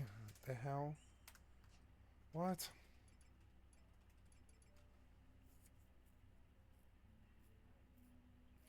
Beetle leggings with evasion +1, 3,000. Evasion's good, it helps. A little bit better for this level. I suppose I should keep the others. All that stuff. So, but I'll put it back in the auction house. Oh, the sword. Also the sword, yeah, there might be something better sword-wise now. I don't know, I doubt it, though. But we'll see. I don't remember anything better. Yeah, I use this small sword, and I have an option. Like, that Kaiser sword has 15 damage, which is better. It, like, literally is. Or the Tuck. The Tuck is significantly better. It just is. But the small sword has Dex.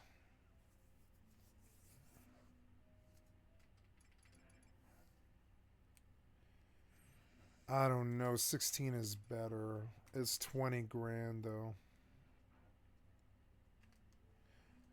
There's like a wolf biting or something. What the hell is that?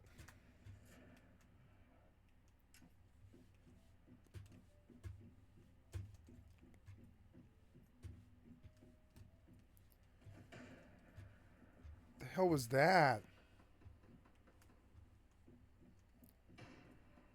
That's a sniper.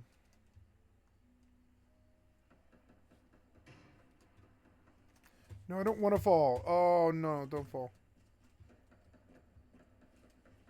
God damn it, it's way too easy to fall off this fucking edge. It's too easy. You, like, fall off it all the time.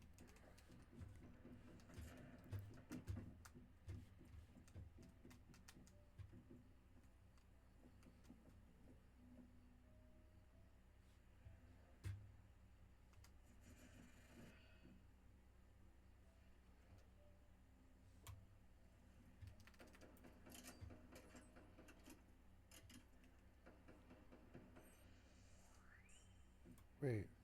It is a player. It's a player. No.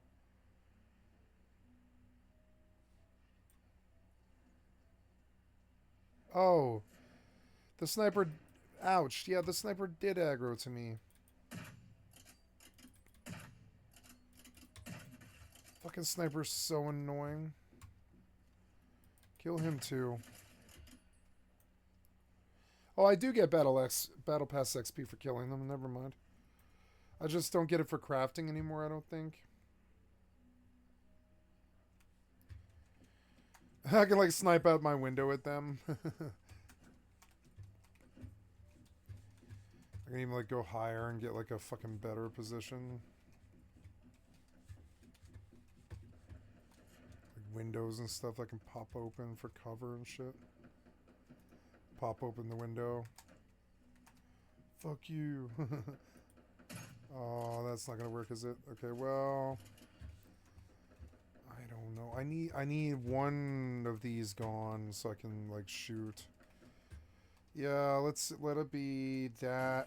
No, just, yeah, get rid of the window. Does that fix it? No, that doesn't fix it. Here, just do that. That's good enough. Fucking bruiser.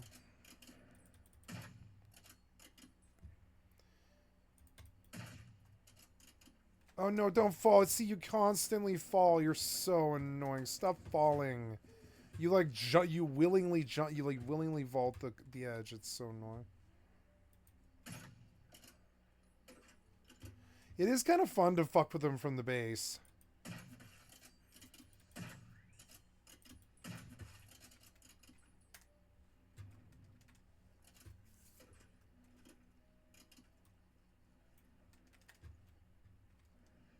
Listening to the bard fucking buy. I don't know. How much was the small sword? It's 7 grand. It's not as good. I don't know. Dex is good, though. But no, I'll take a tuck. That's fine. There we go. Upgrades all around.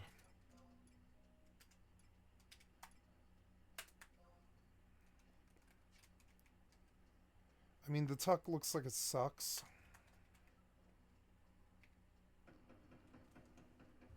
What? Who else is shooting? I'm too close to them, I guess.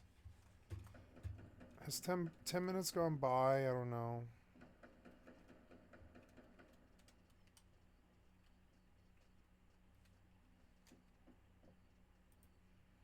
Two minutes and 40. Okay. You're so annoying. I don't want the sound of a gun going off all the time. It's so annoying. I got too close to you guys, I guess. Who is shooting and where?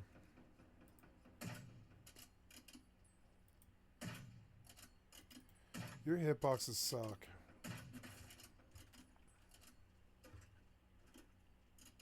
Oh, am I out of ammo? Yeah, I am out of ammo. Oh, you're annoying. Your sound is annoying.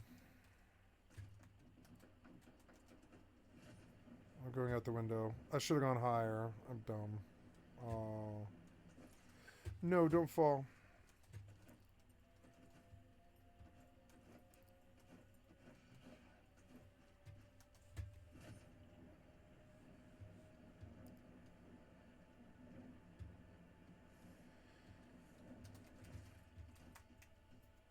There, fucking dog. Dog was so annoying.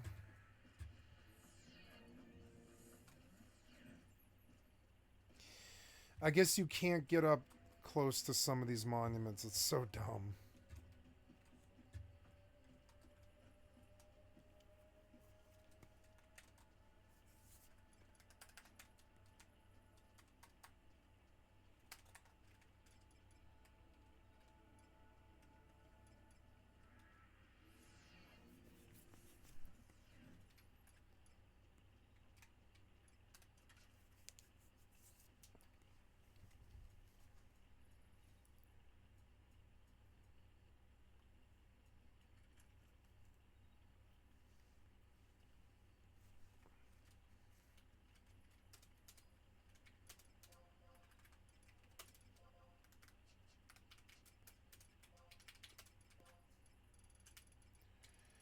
Bone harvest, bone harness, holly clogs, linen slop, small sword.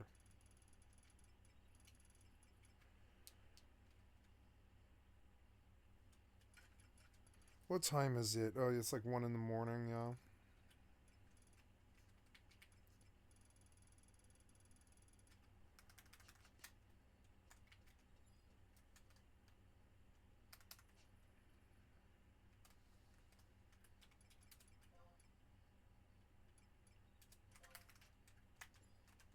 So annoying. You make your sound over and over again. Okay, this seems better, but I still want to be closer. I don't think they'll shoot at me from over here because there's not direct fucking line of sight. What's that sound?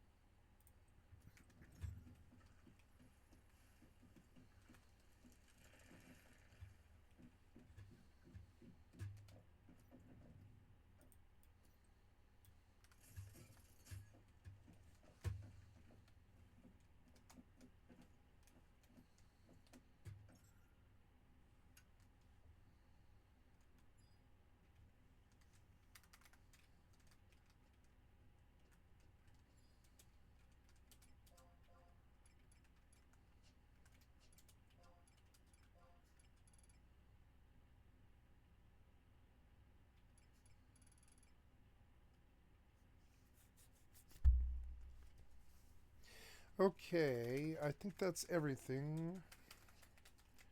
I upgraded, I spent money. I've got 8,000 gil left, I suppose. I got the instant warp so I can get out. Yeah, I'm good. I can do everything I need to do. I'm gonna go back to right where I was grinding, but I'm a little bit more prepared now.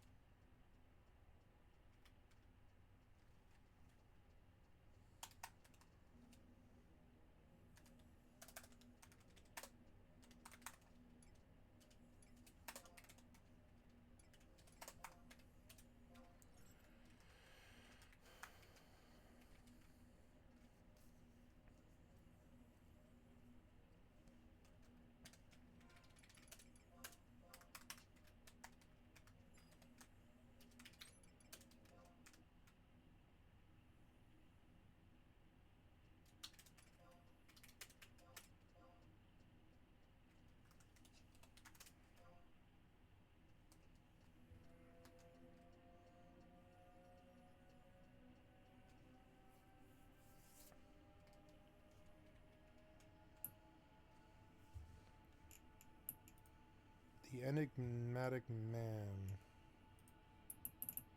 Nope, too late. Sorries.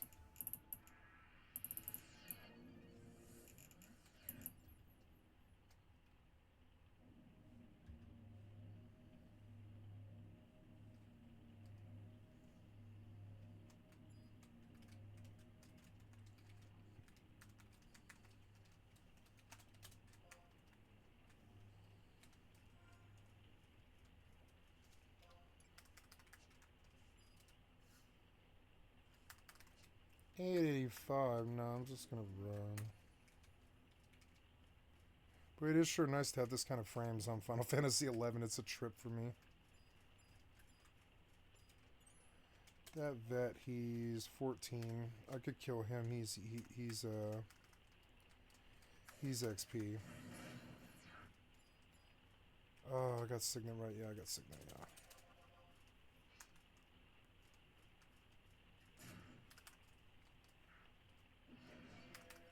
Should be silver, damn it. Copper should be this thing you only find in the starter zones.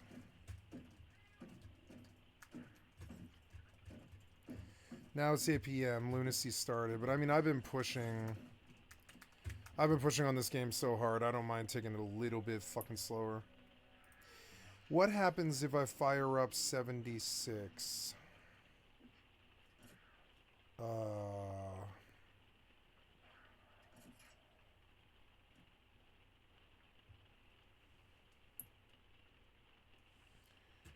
On Steam. Let's go look at Steam. Let's go look at the Steam game and player statistics.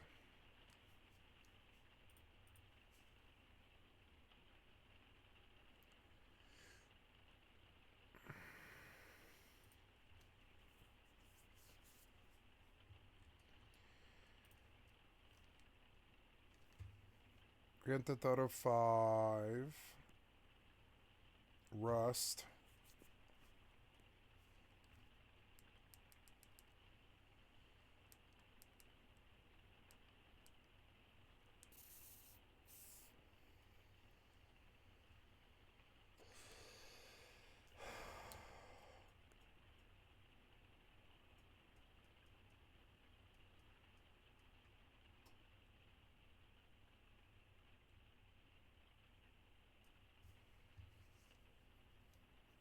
And that's what it was, beta test.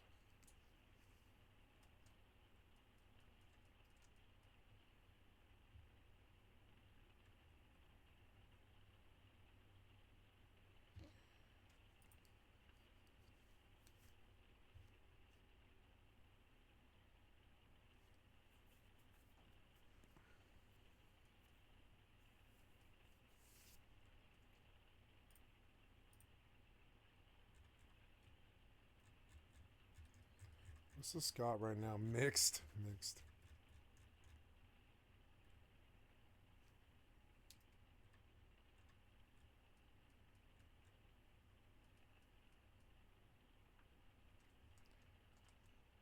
Lockhart makes Bethesda look like Rockstar. Oh my god.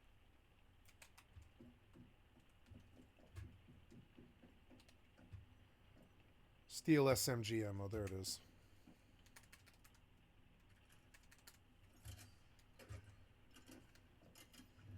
I need steel SR AP as well. Need steel ingots.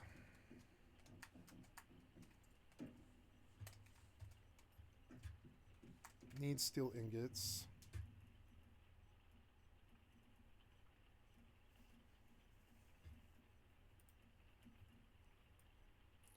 Okay. Yeah, look at another. These matter, and I'm inclined to use most of them, yeah.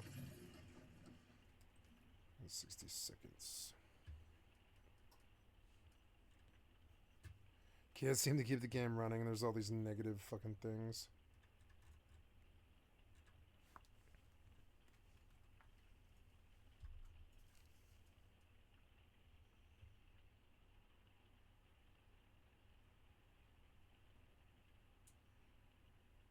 Left 4 Dead 2 is 99 cents. They really want people to still play this. It's funny.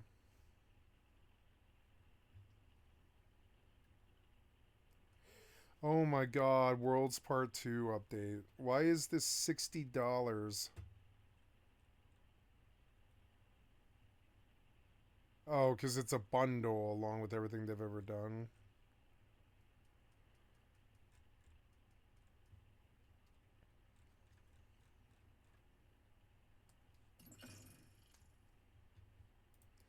Okay, steel AP ammo. There we are. Oh, yeah, you know, I never took a look at my gear, so you need to show me your accessories, muzzle. Do it. Oh, go! I have all these optics and stuff. Holograph, prismatic, fast and mini reflex, precision holographic, sealed reflex. 2x, 2x, 2x. Stability, aiming speed, stability, zoom level, aiming speed, mobility, range, stability. I think range is the... Oh, I see. There's a rating. So I want either one of these, either stability or... Oh, aiming speed and stability. Let's try this guy. There we go. Okay, then as well as tactics, we have a laser sight or an infrared or a tactical flashlight. Let's do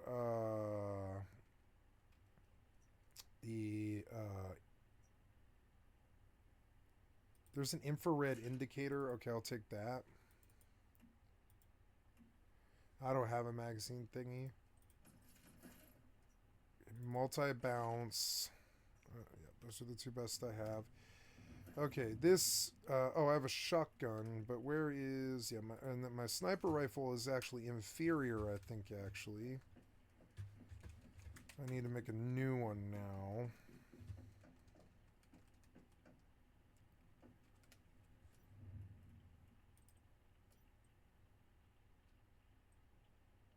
Okay, so 1104 is the highest tier 4 sniper rifle I can make. Equip as primary, confirm. Let's go out and let's calibrate. It's 90, yeah, it's, ooh, yeah, that's much better. And yeah, we're looking to calibrate this guy. Oh, yeah, shit. Ooh, what am I doing? I am standing on a veteran cadaver, not too good. Let's sleep him and just open.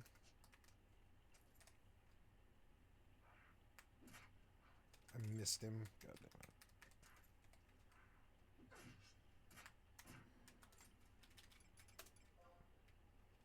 Been doing this too long.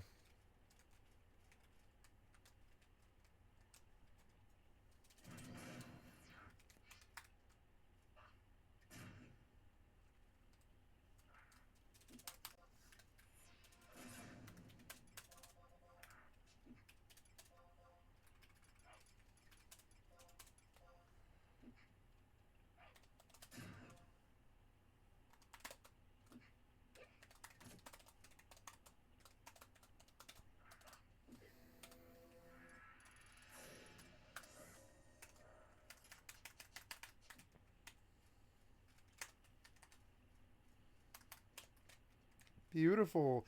Like in 120 frames, 11 doesn't look that bad as the sunsets and stuff. I mean, it looks shitty, but it doesn't look bad. Oh yeah, the other one was, yeah, like not as much, huh? Replace the attributes. Can we do that? No, I don't have anything. So yeah, confirm. Confirm. And I got up to 977, which is good, but I don't have enough for the other stuff. So there's good. That's good.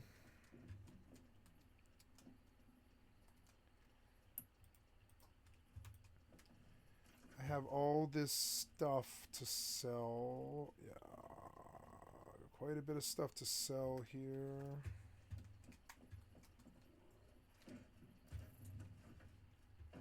But I'm in no rush. I like hit my cap. I really don't need to worry.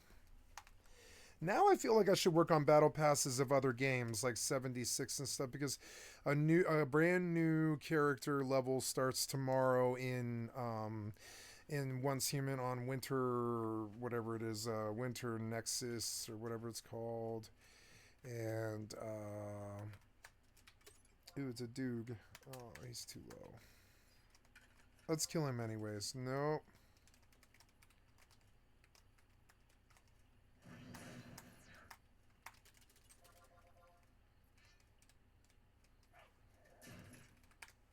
Wolf skins are worth it though, vendor, for like 400 gil. So what was I gonna say? I forgot. I totally spaced it. Oh yeah, so yeah, and now I'm thinking like maybe I should work on the 76 battle pass and just because like I don't want to burn out on these games. I like these games, especially if they can keep me entertained with like a season or whatever. And so while I do like these games,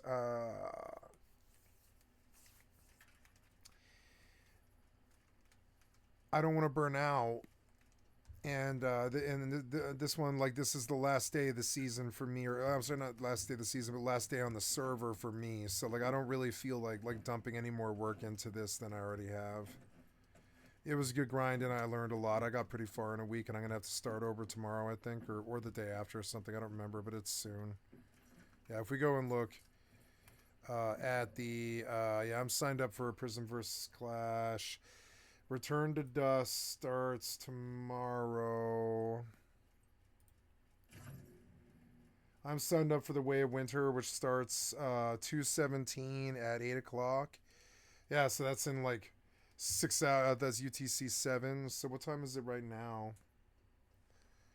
Can I get you to give me an adjust date and time? Come back here. Yeah, set time zone automatically. No, and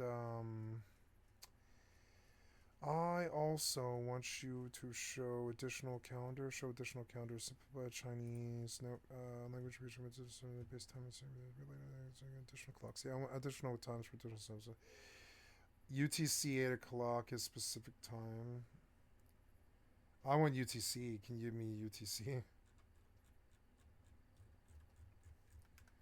No, I don't want to do. I want to show. Oh yeah, there we go. I have a UTC. So right now, UTC apply.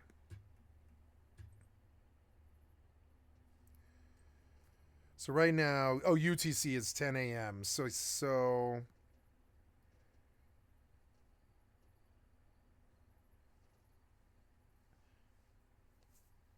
UTC 7. Next server launch recently opened 2/17. So I'm late. I guess I can switch over now.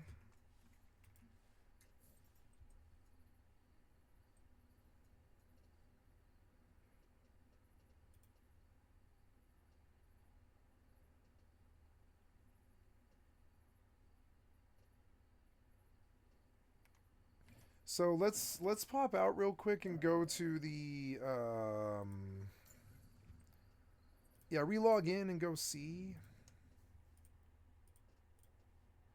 Because at this point, I just want to start a new character pretty much. Because I don't really see the point of grinding at the end. All it gets you is skins and mods that I don't really even care to use, frankly.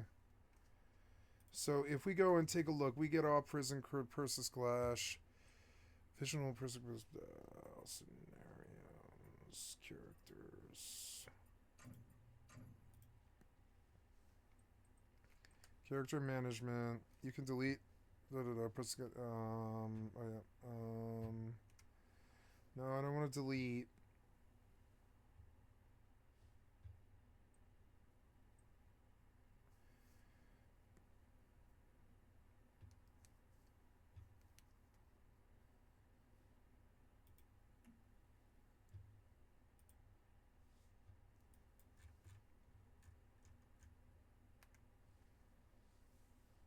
So scenario opening time was 126. Day 22. Scenario opening time is day 22.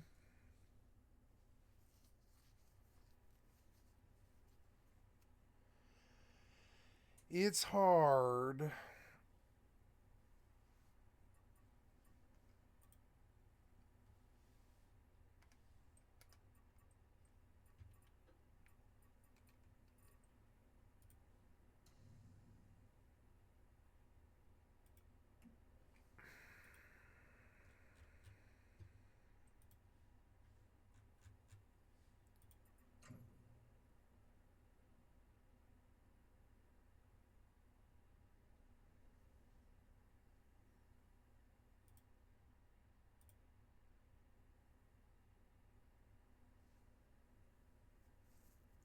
Oh no, we have like a whole nother phase.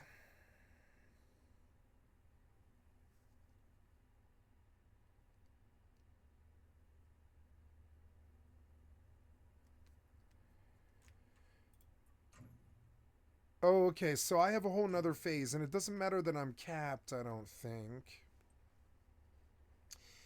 But it sort of does sap my...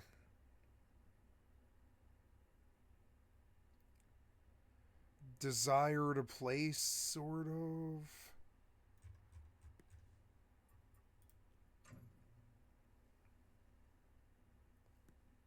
Yeah, but I'm now, I don't know, like, I don't know. I guess I can see the end of it. Like, I guess it goes like a whole nother week. I guess it goes like another week. And I wanted to switch modes. But I mean, I don't want to, yeah, I don't want to do it early. So, I could go working on a different game. Oops, yeah, where am I now? Oops.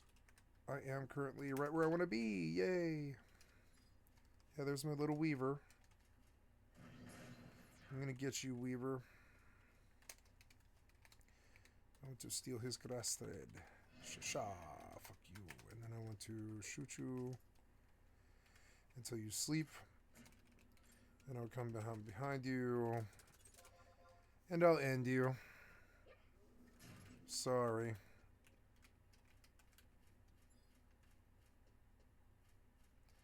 We'll do him next. But I'll sit down first.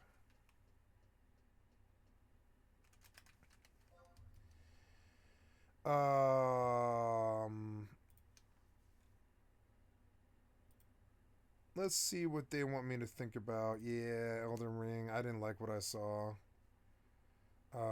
Pantheon Rise of the Fallen. I don't think so. I didn't like what I saw. Monster Hunter Wilds. Strain Nova. Sid Meier, Star Trek Online, War Thunder Delta, Smite 2, Pacific Overdrive is cheap, Lucky Tower, and Symphony of War. So I came to see the Steam game and player statistics. What is part 2?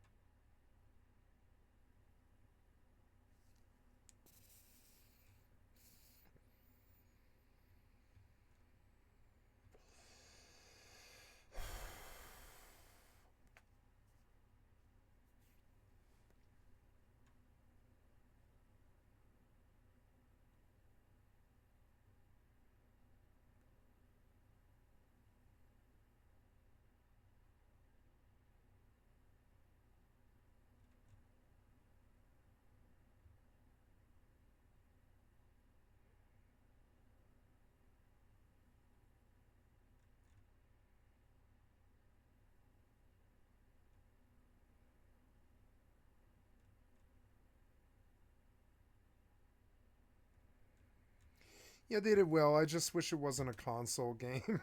It sort of plays like one. It's okay, but it's got its problems. Oh yeah, no rest for the wicked.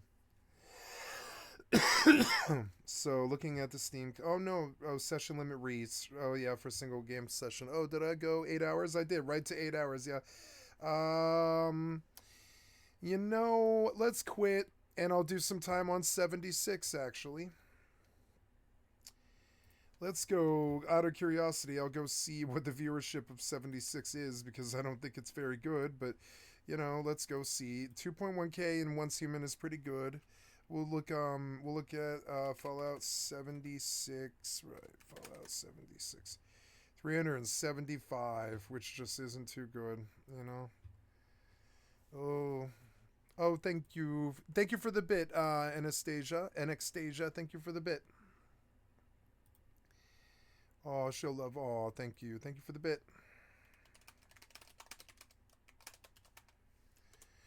And so now So, yeah, let's go on the Mineral Eater. Sleep him so I know which direction he's going.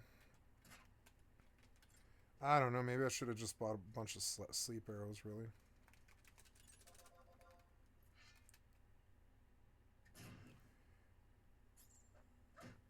I could do a sleep, then switch back.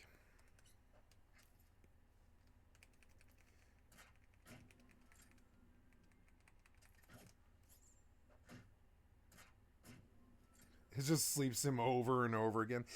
It's a good interrupt. If I don't want a spell to go off, I could fire. It's kind of like a stun. Instant stun, pretty much. Die, Mineral Eater. I know you're going to do something. Stop. Nope. Stop. Nope. Silenced. Oh.